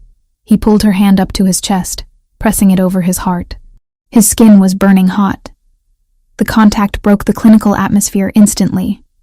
Suddenly, the room felt very small, and the air very thin. Why? She asked, the question that had been haunting her since the hotel hallway finally bubbling to the surface. Why did you come for me? After 4 years?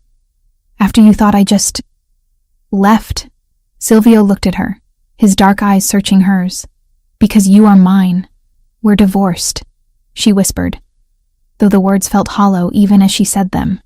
I signed the papers. I sent them to Nicholas. I saw the decree. Silvio let out a short, bitter laugh. He released her hand and leaned back against the sofa, closing his eyes for a moment. You saw a piece of paper, Megan. You saw what I wanted you to see. Megan froze. What do you mean? He opened his eyes. They were clear, unyielding. I never signed them. The silence in the cabin was absolute.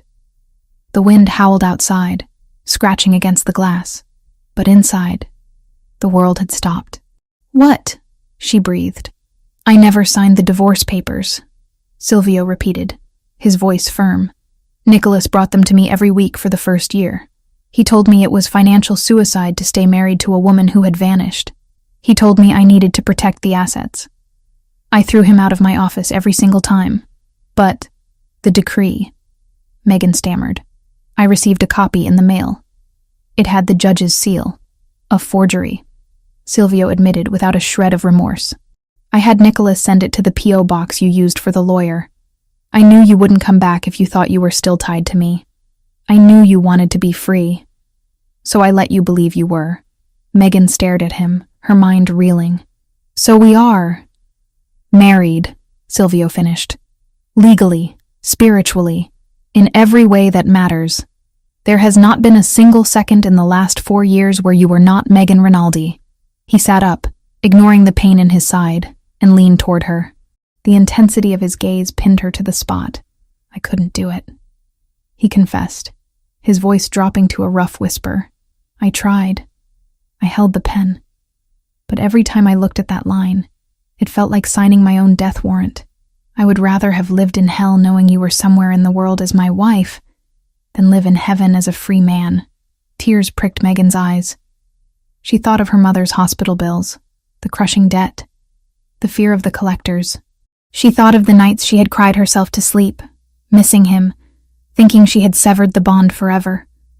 And all this time, you kept me, she said, a tear sliding down her cheek. I will always keep you, he vowed. He reached out and wiped the tear away with his thumb, his touch rough but infinitely gentle. I told you tonight. You never left. You just took a long walk. The distance between them vanished. It wasn't a decision. It was gravity. Megan moved, or maybe he pulled her. She didn't know. Suddenly she was straddling his lap, careful of his injury, her hands tangling in his dark, messy hair. Silvio groaned, a sound of pure, starving need, and buried his face in her neck. Silvio, she gasped as his hands found the zipper of the ruined dress. I need to feel you, he muttered against her skin, his lips trailing fire down her throat. I need to know you're real. 4 years, Megan. 4 years of ghosts. The dress fell away. The cold air of the room touched her skin for only a second before his hands were there, covering her, claiming her. There was no hesitation, no awkwardness of rediscovery. Her body remembered his. His hands remembered every curve of her. It was a frantic, desperate collision. He kissed her, and it wasn't gentle. It was a reclaiming. It tasted of survival and fury and love that had been twisted by pain until it was something sharper, something stronger. Megan kissed him back with equal force, pouring all the lonely nights, all the fear, all the grief for her mother into the contact. You're mine, He growled against her mouth, his grip on her hips bruisingly tight. "Tell me, I'm yours," she sobbed, clinging to his shoulders. "I never stopped. I'm yours, Silvio." The intimacy that followed wasn't just physical. It was an exorcism.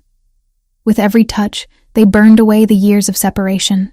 They burned away the image of her in the maid's uniform, the image of him alone in his office. They anchored themselves to each other, skin to skin, breath to breath, until there was nothing left in the world but the two of them in a glass box suspended over a snowy abyss. Later, the silence was different. It wasn't empty. It was full. They lay tangled together under a heavy fur throw on the sofa, too exhausted to move to the bedroom. The fire in the hearth, which Silvio had lit at some point, cast flickering orange shadows on the walls. Megan rested her head on his uninjured shoulder, listening to the steady, strong beat of his heart. She traced the line of his jaw with her finger. He caught her hand and kissed the palm. "What happens tomorrow?" she asked softly. Silvio tightened his arm around her. "Tomorrow we hunt. We find out who leaked the root. We find out who threatened you 4 years ago."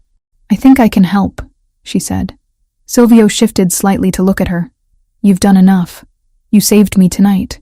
You kept me sane." "No," Megan said, sitting up slightly, pulling the fur up to cover her chest. Her hazel eyes were clear now, the fear replaced by a sharp, cold intelligence that reminded him of the woman who used to audit his legitimate businesses before the threats started. "I mean, I can help. Practically." "How?" "The leak," she said. "It had to be digital. Even if Nicholas or someone else knew the route verbally, they had to communicate it to the shooters. They had to track the GPS of the SUV to time the explosion. That leaves a footprint." Silvio frowned. "My tech team sweeps for bugs daily.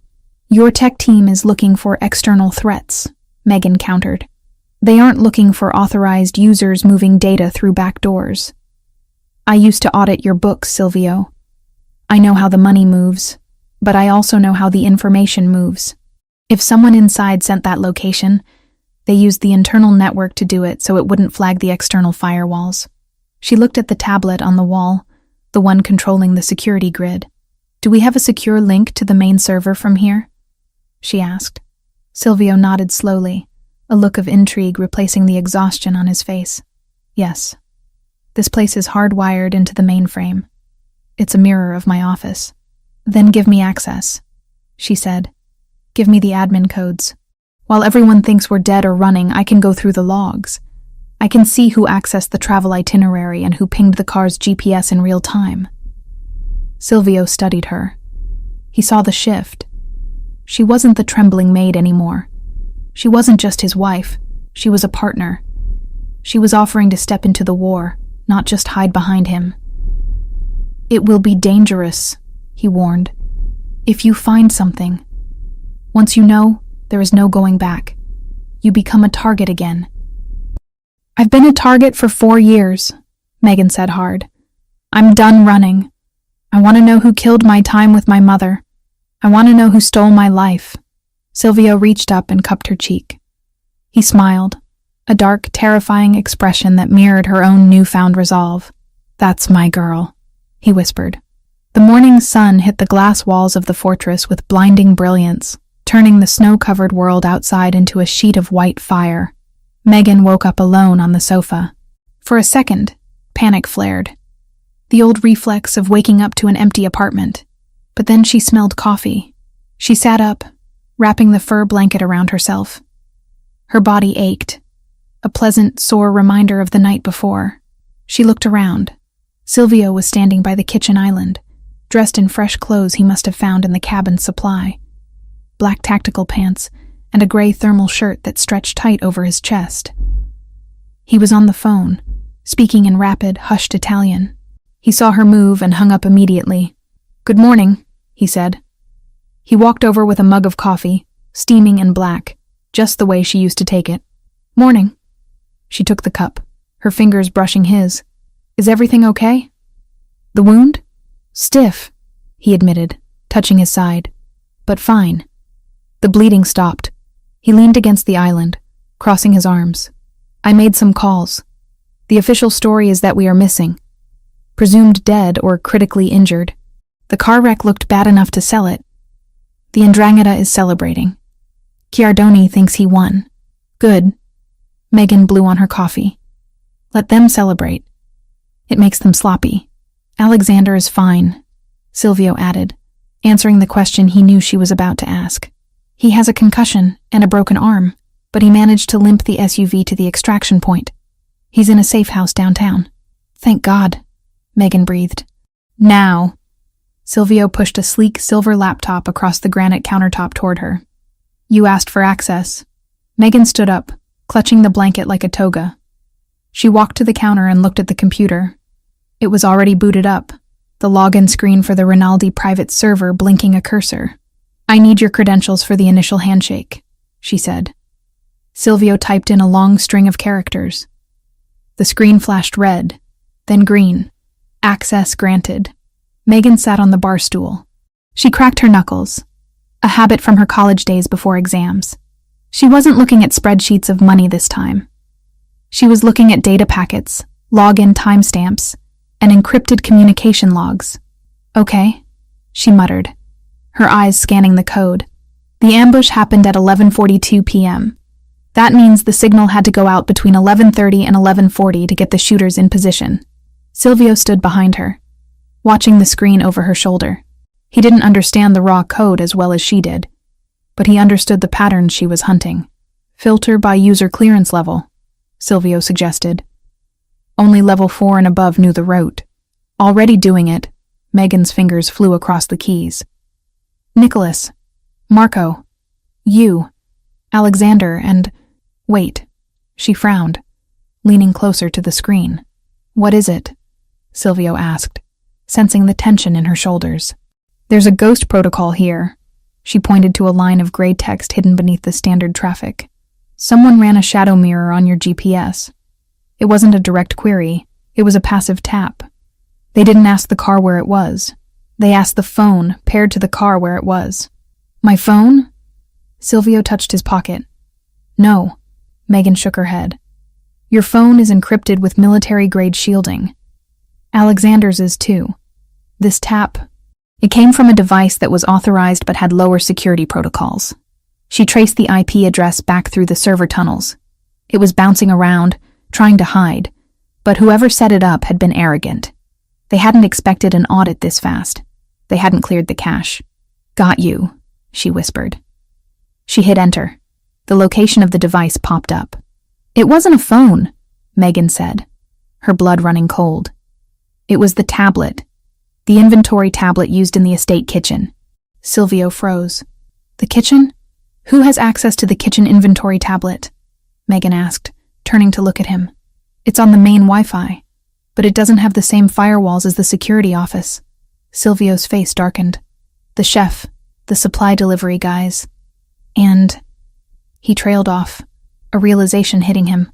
And Nicholas, he said, his voice dropping to a subterranean growl. Nicholas approves the supply orders. He uses that tablet to sign off on the invoices every Friday. Look at the timestamp on the tap, Megan pointed. Friday at 4:00 p.m. A background script was installed. It lay dormant until the car started moving last night. Then it woke up and broadcasted our location to an external server. And that server? Silvio asked. Megan ran one last command. The destination IP resolved. It's a shell company in the Cayman Islands, she said. But look at the registered owner of the domain. The name appeared on the screen in plain text. Viper Holdings. The 'Ndrangheta, Silvio spat. Chiardoni's front company. Nicholas planted a bug, Megan summarized, sitting back, her heart hammering. He's the traitor, Silvio. He's the one who sold us out. And if he did this, he's the one who had access to my schedule 4 years ago. He was the one who handled the estate finances. He knew when I was at the gala. He knew about the security blind spots because he paid the contractors who installed them. Silvio didn't scream. He didn't flip the table. He went terrifyingly still. It was the stillness of a predator that had just confirmed the scent of its prey. Nicholas, he said, the name sounding like a curse. My father hired him. I grew up with him. He betrayed you, Megan said softly. He almost killed us. He made my mother die alone. Silvio turned away from the counter. He walked to the window and looked out at the snow. When he turned back, his face was a mask of cold, calculated violence. Can you track him? Silvio asked. Can you see where he is right now? If he's accessing the accounts, Megan said, turning back to the keyboard. I can try to find his active session. She typed for another minute. He's not at the office. He's not at his apartment. She hit a key. A map popped up. He's at the mansion, Megan said, surprised. He's in your office, Silvio, right now. He thinks I'm dead, Silvio realized. He's cleaning house. He's trying to transfer the funds before the news breaks officially. He's draining the accounts, Megan confirmed, watching the numbers flicker on the screen. He's moving millions, right now. Look. Silvio walked over and looked at the transfer bars filling up. He placed a hand on Megan's shoulder. Can you stop it? I can freeze it, Megan said. But he'll know. He'll see the lockout. He'll run. We need to get there before he runs, Silvio said. We need to catch him in the act. It's an hour drive back down the mountain, Megan said. By the time we get there, he could be gone. Not if you keep him busy, Silvio said. He looked at her. A plan forming. You said you can see him. Can you talk to him? Through the system? I can send a message to the terminal. Megan nodded. Good. Silvio walked to the closet and grabbed a heavy tactical vest. He threw it on over his thermal shirt. Freeze the accounts. Lock the doors remotely. Trap him in that office, Megan. Make him watch his retirement fund disappear. Buy me the time I need to get down there and look him in the eye. Megan looked at the laptop, then at Silvio. She felt a surge of power. She wasn't the victim anymore. She was the one with the finger on the button. Consider it done, she said. Silvio grabbed his keys and his gun. He stopped at the door, looking back at her. She was illuminated by the blue light of the screen, fierce and beautiful and deadly. Don't unlock that door until I call you, he ordered. Go get him, Megan said. Silvio disappeared out the door into the snow. Megan turned back to the screen. She watched the transfer bar at 80%. She hovered her finger over the execute key. Hello, Nicholas, she whispered. She pressed the button. On the screen, the transfer bar turned red. Transaction denied. System lockdown initiated. The game was on. The blue light of the monitor was the only source of warmth in the vast frozen silence of the safe house. Megan sat hunched over the kitchen island, her fingers flying across the laptop keyboard with a speed born of adrenaline and old muscle memory. On the screen, the battle was silent, but violent. A progress bar labeled Unauthorized Transfer came en route, flickered, trying to push past the 80% mark, but every time it surged, Megan slammed a digital gate in its path. You're persistent, Nicholas, she whispered to the empty room, her eyes narrowing. On the other end of the connection, 30 miles away in the Rinaldi mansion, Nicholas was panicking. She could see it in the erratic patterns of his keystrokes. He was trying sloppy bypasses, brute-forcing passwords that had been changed 5 minutes ago. He was desperate. He thought the system was glitching, or perhaps that the bank's automated fraud detection had kicked in. He had no idea that the dead wife of his boss was sitting on a mountain ridge, dismantling his golden parachute piece by piece. Megan opened a second terminal window. While her left hand kept the financial lockdown in place, her right hand began to dig. She didn't just want to stop the money. She wanted the truth. She needed to know why. Greed was a powerful motivator, yes, but Nicholas had been wealthy. He had been family. To betray Silvio to this extent, to align with the 'Ndrangheta, required more than just a desire for a bigger yacht. She accessed the system logs for the mansion's internal server. She filtered the search parameters. User, Nicholas admin. Date range, 4 years ago. The screen populated with thousands of files, emails, invoices, security approvals. Megan refined the search. She looked for files that had been flagged as deleted, but were still haunting the backup drives. She looked for the week leading up to her departure, the week of the gala. Come on, she muttered, taking a sip of cold coffee. Show me the ghosts. And then she found it. It wasn't a financial document. It was a metadata log for a print job sent to the high-resolution photo printer in the security office. The timestamp was 6 p.m., the night of the gala. The file name was Target Scope, View Joe 1 JPG. Megan's breath hitched. She clicked on the file recovery tool. It took 10 agonizing seconds to reconstruct the image. When it popped up on the screen, the room spun. It was the photo, the exact photo that had been slipped into her purse that night. Silvio on the balcony, the red laser dot on his forehead. But here, on the server, there was more. The metadata showed the origin of the image. It hadn't been taken by a sniper on a rooftop 3 blocks away. It had been created using Photoshop on Nicholas's terminal. He had taken a standard security feed image of Silvio, overlaid the laser dot, and printed it out on glossy paper. It was fake, Megan breathed, the realization hitting her like a physical blow.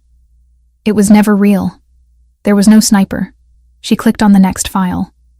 An audio log, a voice modulation software program. Nicholas had used it to make the call to her burner phone. Tears of pure, white-hot rage pricked her eyes. It wasn't the Ndrangheta who had threatened her. It wasn't some external enemy. It was Nicholas. He had manufactured the entire threat. He had terrified her into leaving, forcing her to abandon her marriage and her life, just so he could have unfettered access to the accounts without her looking over his shoulder. He had stolen 4 years. He had stolen her mother's comfort in her final days. He had stolen the chance for a family. Megan grabbed her phone. She didn't call Silvio's cell. She dialed into the mansion's intercom system, patching it directly through the admin override. "Silvio," she said, her voice shaking with fury. I know everything." Silvio moved through the shadows of his own home like a wraith. The mansion was quiet, the skeleton crew of night guards patrolling the perimeter, unaware that their boss was inside the walls. He had entered through the servants' tunnels, bypassing the main gates. He didn't want an audience. He wanted Nicholas. He reached the heavy oak door of his study. He could hear muttering from inside, frantic, angry cursing, the sound of a fist slamming against a desk. Silvio didn't draw his gun immediately. He wanted to look him in the eye first. He gripped the handle, turned it silently, and pushed the door open. Nicholas was standing behind the massive mahogany desk, his back to the door. He was a man unraveling. His tie was loosened, his expensive suit jacket thrown on the floor. He was typing furiously on the keyboard, sweat visible on the back of his neck. "Come on, you piece of junk!" Nicholas shouted at the screen. "Authorize! Override!" "It won't work," Silvio said. The voice was soft, calm, and utterly terrifying. Nicholas froze. He spun around so fast he nearly knocked over the monitor. When he saw Silvio standing in the doorway, mud on his boots, a tactical vest over his chest, eyes like 2 pits of hell, Nicholas's face went gray. "Silvio," he stammered. "Boss? I heard the news said that I was dead?" Silvio finished, stepping into the room and closing the door behind him. "And you wasted no time, did you, Nico? The body isn't even cold, and you're already carving up the inheritance." No, look, you misunderstand." Nicholas raised his hands, backing away until he hit the bookshelves. "I was securing the funds. I heard about the attack. I thought the Ndrangheta would try to seize the accounts. I was moving everything to a safe hold. For you, for the family. Is that why you routed it to Viper Holdings?" Silvio asked, taking a slow step forward. "To Giardoni's shell company?" Nicholas's mouth opened and closed like a fish out of water. That was a decoy. A trap for them." "Stop," Silvio said. He didn't shout. He looked at the man he had grown up with, the man who had stood beside him at his wedding, the man his father had trusted. "Megan is watching you, Nicholas." "Megan?" Nicholas blinked, confused. "Megan is gone. She left years ago. She's on the system." Silvio pointed to the computer. "She's the one locking you out. She's the one who found the tracker you planted in the kitchen tablet." Nicholas looked at the screen, where the red words, "Access denied," were blinking rhythmically. The realization dawned on him. The audit. The wife who was too smart for her own good. He had tried to get rid of her 4 years ago because she asked too many questions about the ledger. He thought he had won. Suddenly, The intercom on the desk crackled to life. Megan's voice filled the room, amplified and crystal clear, dripping with ice. "Tell him about the photo, Nicholas." Silvio stopped. He looked at the speaker, then back at Nicholas. "What photo?" Nicholas went pale, his eyes darting to the drawer where he kept his emergency gun. "She's lying. She's crazy. That's why she left, Silvio, remember? She was unstable." The photo of Silvio on the balcony. Megan's voice continued, relentless. "The one with the laser dot. The one you printed from that very desk on November 14th, 4 years ago. I found the print logs, Nicholas. I found the Photoshop file." Silvio went very still. The temperature in the room seemed to drop 10 degrees. He looked at Nicholas, and the pieces finally clicked into place. The sudden threat that had driven Megan away. The fact that the sniper had known internal blind spots. The fact that Nicholas had been the one to bring him the divorce papers, urging him to sign, urging him to move on. "You," Silvio whispered. The word was barely a sound, just a breath of air leaving his lungs. "It was you." "Silvio, listen." Nicholas began to sweat profusely, his hands shaking. "It was business. She was a liability. She was looking into the offshore routing. If she had found the discrepancies back then, she would have exposed everything. I did it for us. I did it to protect the operation." "You threatened my wife," Silvio said, walking around the desk. "You made her believe I was going to die.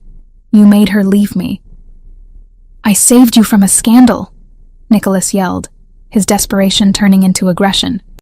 "She wasn't one of us, Silvio. She was a weakness. And look at you now. You're risking everything for her again. The Ndrangheta is coming.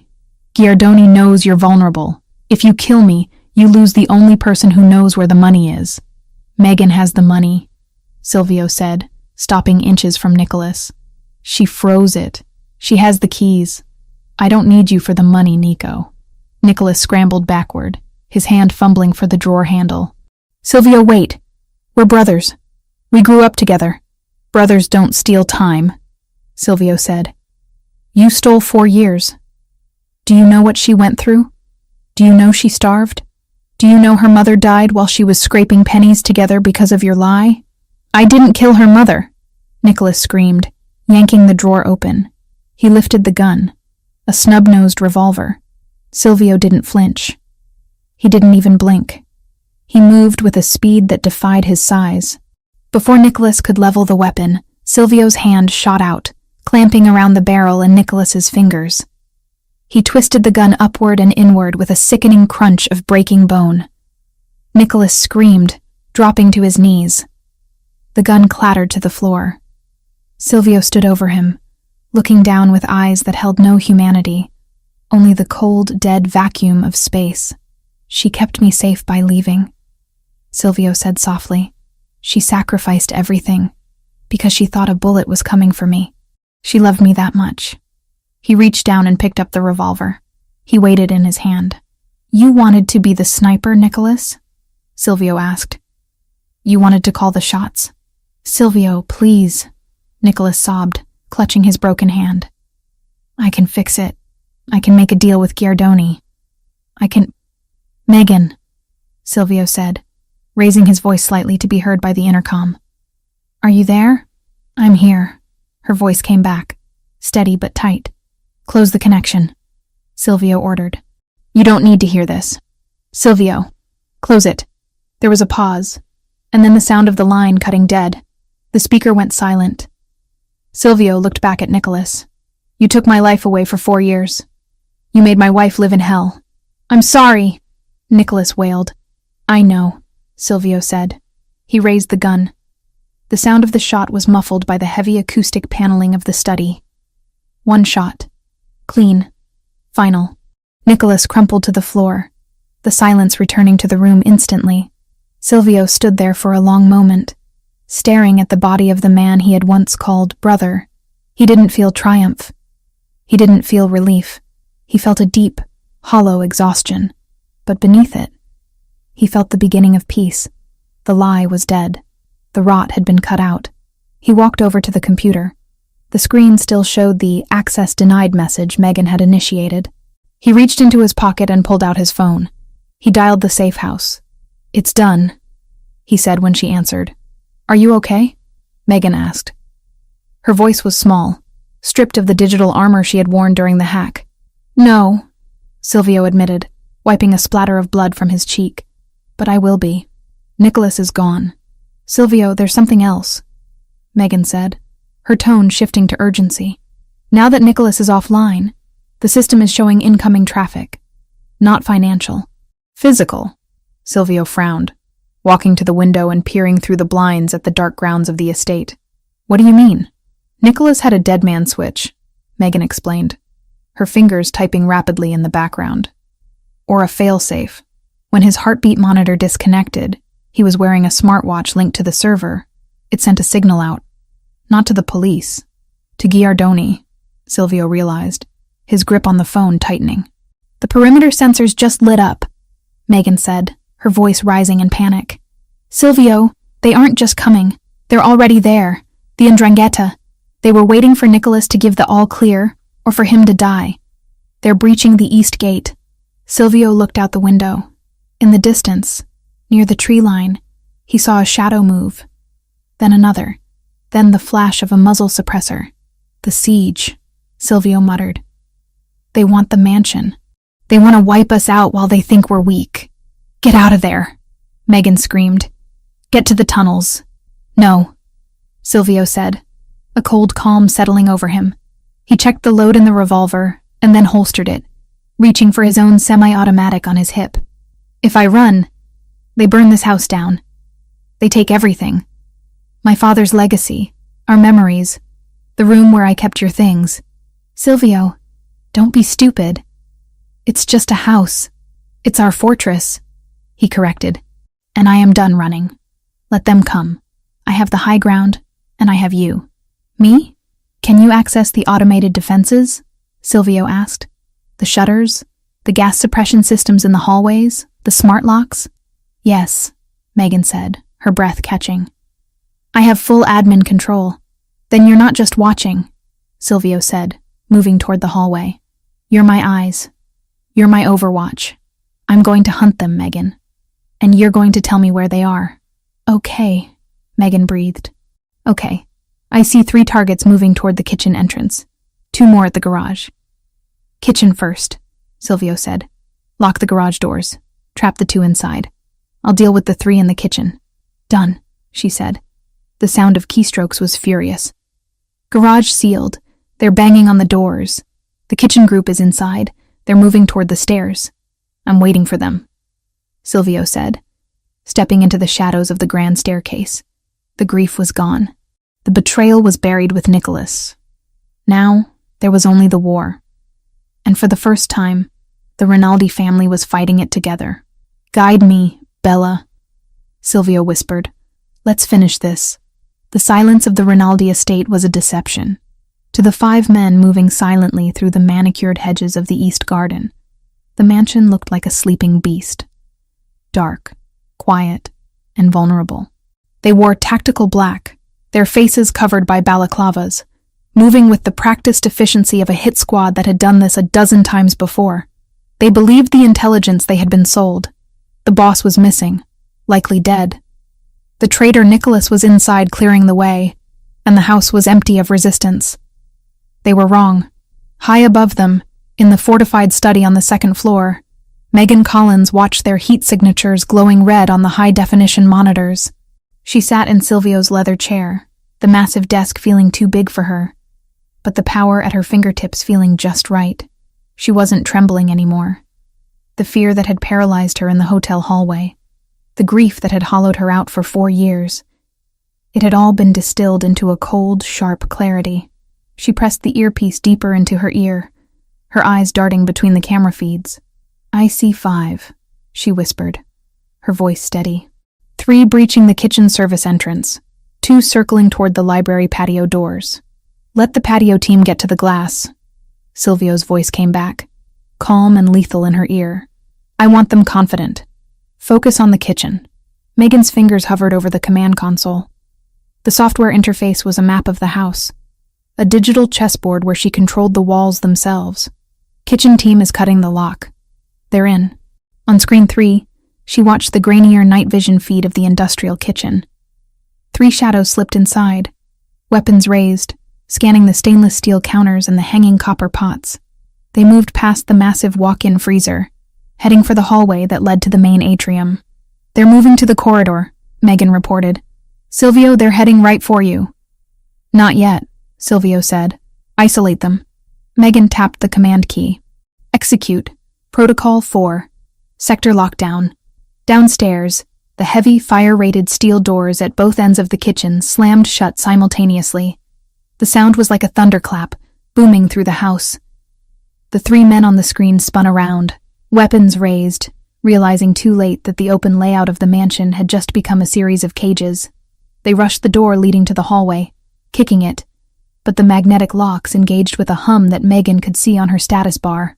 "Rats in a trap," Megan whispered, a fierce satisfaction curling in her chest. "Ventilation," Silvio ordered. "Disorient them. I don't want a firefight in the kitchen. The gas lines are too exposed." Megan accessed the HVAC controls. She bypassed the safety warnings and routed the fire suppression system solely to the kitchen sector. It wasn't water. The Rinaldi estate used a halon-based gas mixture designed to suck the oxygen out of a fire instantly. It wouldn't kill the men, not immediately, but it would make breathing feel like inhaling broken glass and turn the visibility to 0. "Deploying gas," she said. On the screen, white jets of gas erupted from the ceiling nozzles. The 3 men staggered, clawing at their throats, their tactical coordination dissolving into panic. They couldn't see. They couldn't breathe. And they were trapped in a steel box. "Kitchen is neutralized for now," Megan said. But the library team heard the doors slam. "They're moving fast. They're placing charges on the glass." "I'm moving to the library," Silvio said. "Open the shutters." "What?" Megan gripped the desk. "Silvio, that's suicide. If you open the shutters, you give them a line of sight before you're in position." "Trust me," he said. "Open them. Now." Megan swallowed the lump in her throat. She had to trust him. She had to believe that the man who had survived 4 years of war without her knew how to survive one night with her. She typed the command. "Library shutters. Retract." In the east wing, the heavy iron security shutters that covered the floor-to-ceiling windows began to rise with a mechanical groan. The 2 attackers outside paused, confused by the sudden invitation. They lowered the explosives, raising their assault rifles instead, peering into the dark cavern of the library. Silvio wasn't in the library. He was on the balcony above it, hidden in the shadows of the mezzanine. Megan watched on the monitor as the glass shattered. The 2 men breaching the room, stepping over the shards. They scanned the room, laser sights cutting through the darkness, looking for movement. "They're in," she said, her heart hammering against her ribs. "Below you, 10 o'clock and 2 o'clock. Lights," Silvio commanded. Megan hit the master override for the library lighting. She didn't turn them on. She strobed them. The massive crystal chandelier and the recessed track lighting flashed on and off in a disorienting epileptic rhythm. The attackers flinched, blinded by the sudden assault on their retinas. In that split second of confusion, Silvio moved. He didn't shoot. He vaulted over the railing of the mezzanine, dropping 10 feet in silence. He landed on the first man with the force of a falling anvil, driving him into the hardwood floor. The sound of the impact was sickening, audible even through the internal microphones. The man's rifle skittered across the floor. Before the second attacker could blink the spots from his eyes and retarget, Silvio had rolled, coming up in a crouch. 2 gunshots rang out. Megan flinched, watching the screen. The second attacker crumpled, his chest blooming red. The first man, the one Silvio had landed on, wasn't moving. "Library clear," Silvio said, his voice breathless but steady. He stood up, checking the bodies. Too easy. Giordoni wouldn't send 5 men. He's arrogant, not stupid. Megan scanned the perimeter monitors again. The grounds were quiet. The thermal cameras showed nothing but the fading heat footprints of the men who were already down. "I don't see anyone else," she said. "The scans are clean. Check the basement," Silvio said. The tunnels. Megan's blood ran cold. The servants' tunnels, the same way Silvio had entered. The sensors down there were older, less sensitive. She switched feeds, bringing up the grainy black and white cameras of the subterranean level. Nothing. Just long concrete corridors lined with pipes. "It's empty," she said. "Wait." On camera 4, deep in the boiler room, a shadow moved. It wasn't a heat signature. The boiler heat masked it. It was a physical disruption of the dust motes in the air. "There's one," she gasped. "He's already inside. He bypassed the perimeter. He must have cut the grate before the others attacked." "Where is he?" Silvio was already moving, leaving the library, reloading his weapon as he walked. "He's at the service elevator," Megan said, watching the figure pry the doors open. Silvio, he's coming up. He's bypassing the ground floor. He's coming to the second floor," Silvio realized. "He's coming for the study. He's coming for you." "I'm locking the elevator," Megan typed frantically. "Override. Halt." The system flashed red. "Error. Manual override engaged." "He cut the hard line," Megan said, panic rising in her voice. "I can't stop the car. He's coming up, Silvio. He'll be here in 30 seconds. "Get away from the door," Silvio ordered, breaking into a run. Megan could hear his heavy boots pounding on the marble stairs through the earpiece. "I'm coming. Lock the study door. Barricade it." Megan pushed the heavy leather chair against the door, but she knew it wouldn't hold. If this man was a professional, and he was, to have slipped past the sensors, he would have a breach charge. She looked around the room for a weapon. There was nothing. Just books, the computer, and the dead body of Nicholas on the floor.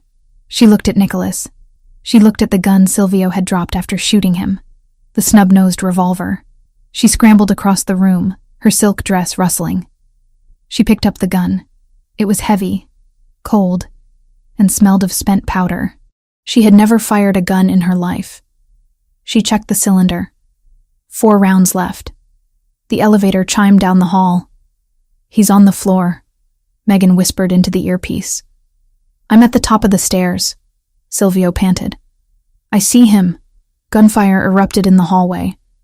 It was loud, deafeningly loud without the dampening of a screen or a microphone. Bullets tore through the wood of the study door, sending splinters flying. Megan screamed, dropping to the floor behind the solid oak desk. "Megan!" Silvio shouted, his voice not in her ear, but just outside. She heard the sound of hand-to-hand combat, bodies slamming against walls, the grunt of exertion, the wet thud of punches landing. It was a primal, ugly sound. She couldn't just hide. She couldn't sit here and wait to see who opened the door. If Silvio lost, Megan gripped the revolver with both hands. She crawled to the side of the desk. The door to the study had been kicked open during the struggle. Through the gap, she could see them. The assassin was huge, wearing full tactical armor. He had Silvio pinned against the wall, one hand wrapped around Silvio's throat, the other driving a combat knife toward Silvio's ribs. Silvio was fighting back, gripping the man's wrist, but he was exhausted, wounded from the crash, and bleeding from the earlier cut on his side. He was losing leverage. The knife inched closer. Megan stood up. Her hands were shaking so hard she thought she might drop the gun, but her mind was crystal clear. She remembered what Silvio had told her in the car. "You are not a victim. You are a Rinaldi." She stepped out from behind the desk. She didn't scream. She didn't announce herself. She raised the gun, holding it with 2 hands just like she had seen in movies, aiming for the center of the armored mass. She realized the armor would stop a small caliber round.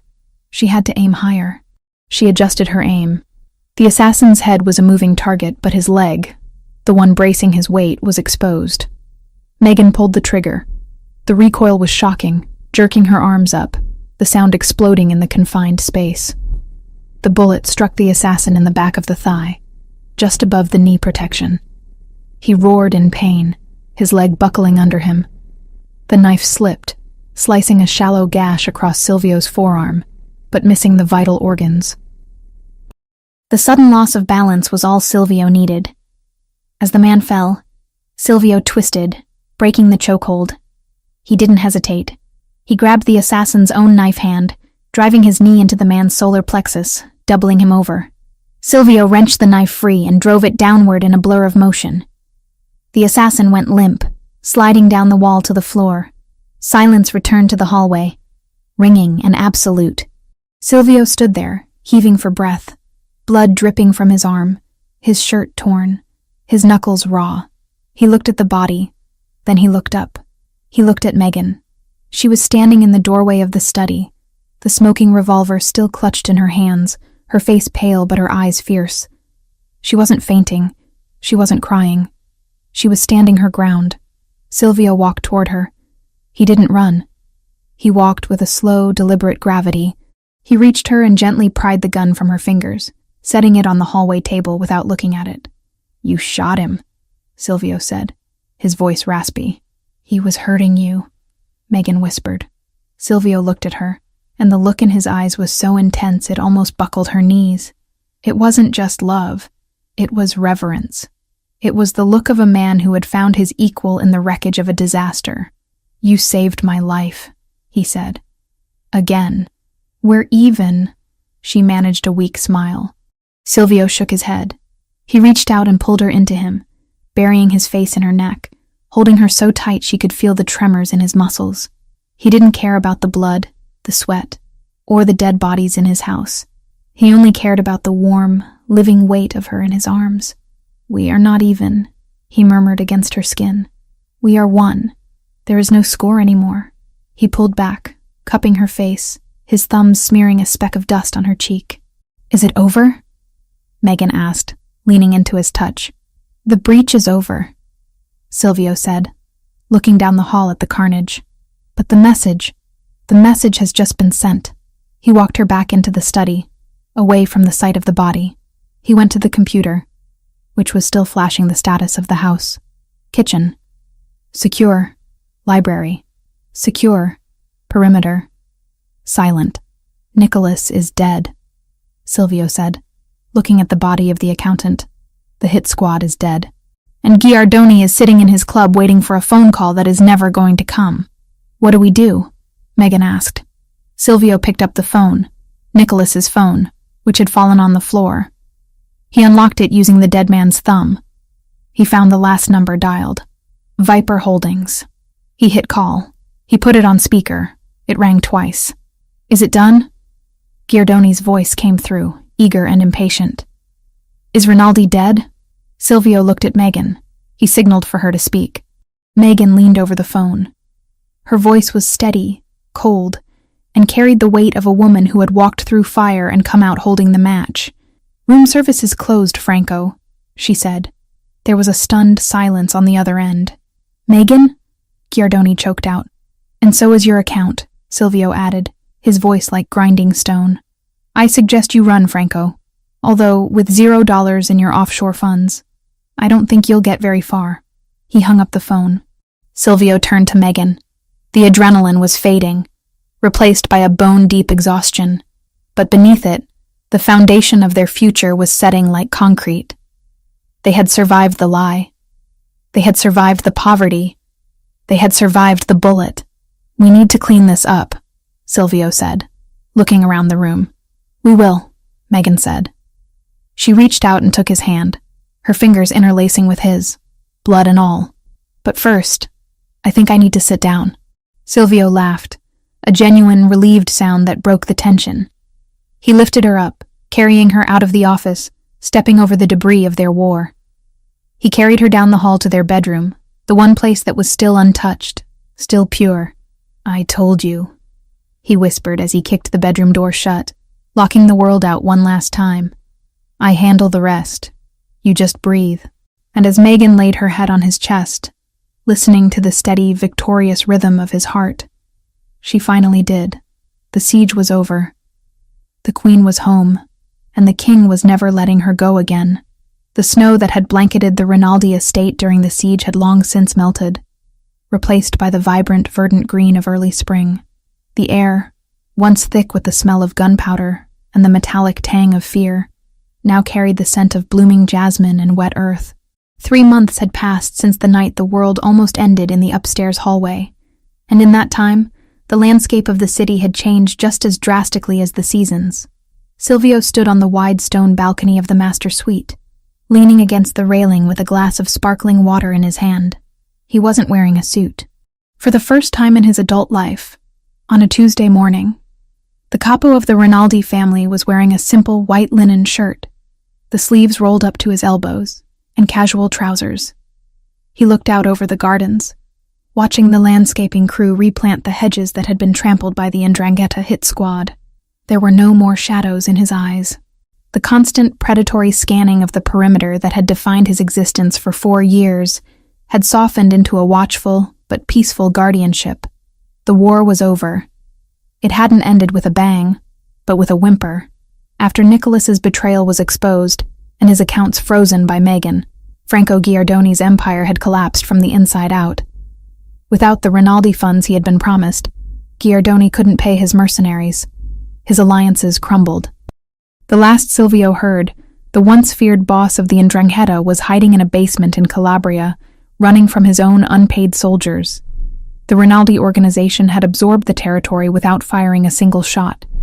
It was a victory of intelligence over brute force, a victory orchestrated by the woman currently humming softly inside the bedroom. Silvio turned, his gaze drifting through the open French doors. Megan was sitting at the vanity table, brushing her hair. The transformation was nothing short of miraculous. The hollow cheeks were gone, filled out by 3 months of proper meals, rest, and relentless affection. Her skin, once gray and papery, glowed with a natural, rosy health. The dark circles that had looked like bruises under her eyes had vanished, replaced by a brightness that lit up the room. She wasn't wearing a uniform. She wasn't wearing a frantic, terrified expression. She was wearing a silk robe in a soft shade of blush pink, the fabric flowing over curves that had returned to her body. She looked like a queen who had reclaimed her throne, not through inheritance, but through survival. Silvio watched her for a moment, simply drinking in the sight. He remembered the night in the hotel hallway, how small she had looked, how she had flinched when he moved. The memory still caused a dull ache in his chest, a phantom pain that reminded him of how close he had come to losing her forever. He promised himself, every single morning when he woke up and found her warm body beside him, that he would spend the rest of his life making up for those 4 years of winter. "You're staring," Megan said, her eyes meeting his in the reflection of the mirror. She smiled, and it was a genuine, easy smile that reached her hazel eyes. "I'm admiring," Silvio corrected, pushing off the railing and walking into the room. "There is a difference." He came up behind her, placing his hands on her shoulders. He felt the tension that used to live there permanently was gone, replaced by a relaxed softness. He bent down, pressing a kiss to the curve of her neck, inhaling the scent of her shampoo, vanilla and honey. "You're supposed to be in a meeting," she teased, leaning her head back against his chest. "Alexander is downstairs pacing. He says the construction contracts for the Newport terminal need your signature." "Alexander worries too much," Silvio murmured against her skin. "The port isn't going anywhere. And Alexander is just happy to be complaining about paperwork instead of dodging bullets." "He's loyal," Megan said, reaching up to cover his hands with hers. "He took a bullet for us." "He did," Silvio agreed, straightening up but keeping his hands on her. "And he has been rewarded. But today I don't care about the port. I don't care about the contracts. I just want to be here." Megan turned in her chair to face him. Her expression shifted, becoming slightly more serious, though the happiness remained. There was a nervous energy radiating from her now, a subtle vibration that Silvio, attuned to her every mood, picked up on instantly. "Is something wrong?" he asked, his protective instincts flaring up. "Did the doctor call? Is it the migraines again?" Megan had suffered from tension headaches for the first month after the siege, a lingering effect of the stress and malnutrition. "No." She shook her head quickly. "No migraines. I feel wonderful, actually. Better than I have in years." "Then what is it?" Silvio crouched down so he was eye level with her. He searched her face, looking for threats, for secrets. "You have that look. The one you used to get when you were hiding a surprise party or a bad audit report." Megan laughed, a melodic sound that filled the room. "No bad reports, Silvio. The books are balanced. Nicholas's mess is fully cleaned up. We're in the black. Then what? She took a deep breath, her fingers tightening around his. I have something for you. A gift. Silvio frowned. It's not my birthday. And it's not our anniversary. It's a Tuesday, she said. Consider it a we survived gift. She reached into the pocket of her robe and pulled out a small rectangular box. It was wrapped in silver paper with a white ribbon. It was small, light. Silvio took it, looking at her with confusion. He had given her diamonds, cars, deeds to buildings. He wasn't used to receiving things. Megan, you didn't have to. Just open it, she whispered, biting her lip. Silvio stood up, holding the box carefully. He pulled the ribbon. The paper fell away, revealing a plain white cardboard box. He opened the lid. Inside, nestled in white tissue paper, was not a watch, or a key, or a cufflink. It was a plastic stick. A digital test. Silvio stared at it. For a moment, his brain refused to process what he was seeing.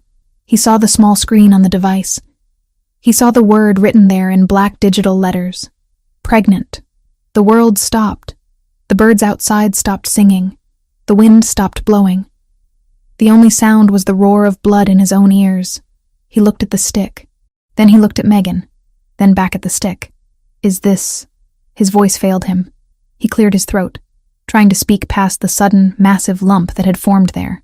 Is this real? Megan nodded, tears filling her eyes. I took 3 of them, just to be sure. This morning, while you were in the shower. Silvio felt his knees go weak. He sank down, not into the chair, but onto the floor. He knelt before her, clutching the plastic stick like it was a holy relic. We tried, he whispered, his voice cracking. For 2 years before you left. We tried everything. The doctors said it was stress. They said it might never happen. I know, Megan said, reaching out to stroke his hair. I guess we just needed to survive first. We needed to be safe.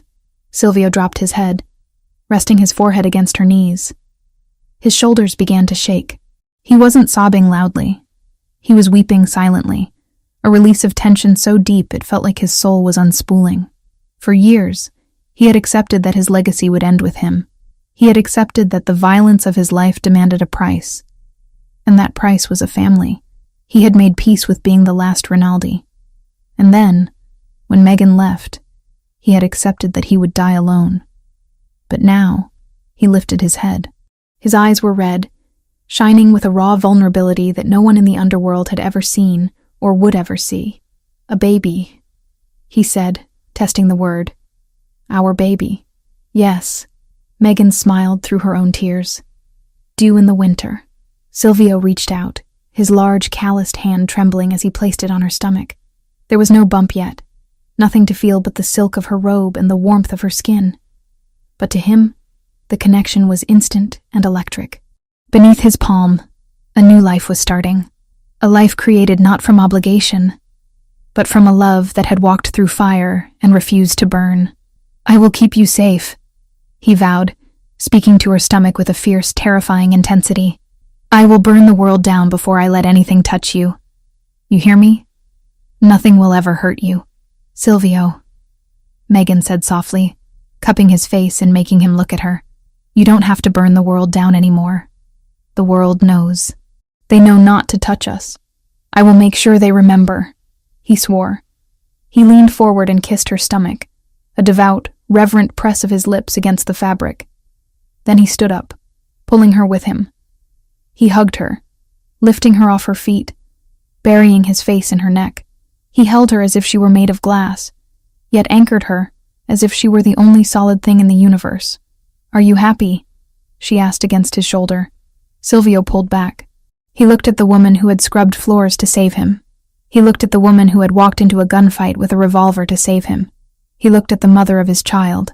Happy is too small a word, he said hoarsely. I am complete.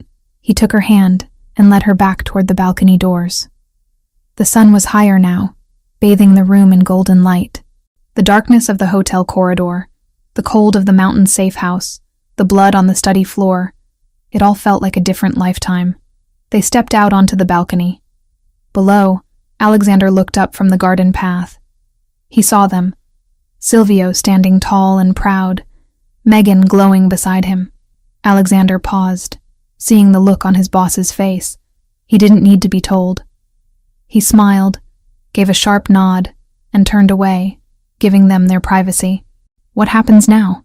Megan asked, echoing the question she had asked herself 1,000 times in the last 4 years, usually with dread. Silvio turned her to face him. He wrapped his arms around her waist, pulling her flush against him. "Now," he said, his voice strong and sure. "We live. We build. We raise a legacy that isn't about blood and bullets, but about this." He kissed her. It was a slow, deep kiss, tasting of coffee and promise. It was a seal on the future. "I have a meeting," Silvio whispered against her lips, a playful glint returning to his eyes. "The port contracts," Megan reminded him. "Cancel them," he said. "Cancel everything. I'm busy." "Busy doing what?" She laughed. "Taking care of my wife," he said. "And my heir." He picked her up bridal style, ignoring her squeal of surprise. He carried her back inside the room. He didn't stop at the bed. He walked to the heavy double doors that led to the hallway, the doors that separated their sanctuary from the rest of the mansion, from the business, from the world. He looked at the doors. He thought about the title she had worn for 4 years. Room service. The invisible servant. The one who enters, leaves, and is forgotten. "No more service," he whispered. "Only the room." He kicked the door shut. The heavy latch clicked into place, a solid, definitive sound. Inside, the world was quiet. The danger was gone. The past was buried in the snow. Only the future remained. A future where the maid was a queen, the monster was a father, and the love they had fought for was finally, perfectly, safe. Silvio carried her to the bed, laying her down with the reverence due to a miracle. He lay beside her, his hand resting protectively over her stomach, his eyes closing as he listened to the 2 heartbeats that now fueled his existence. The door was closed, and they were finally, truly, home.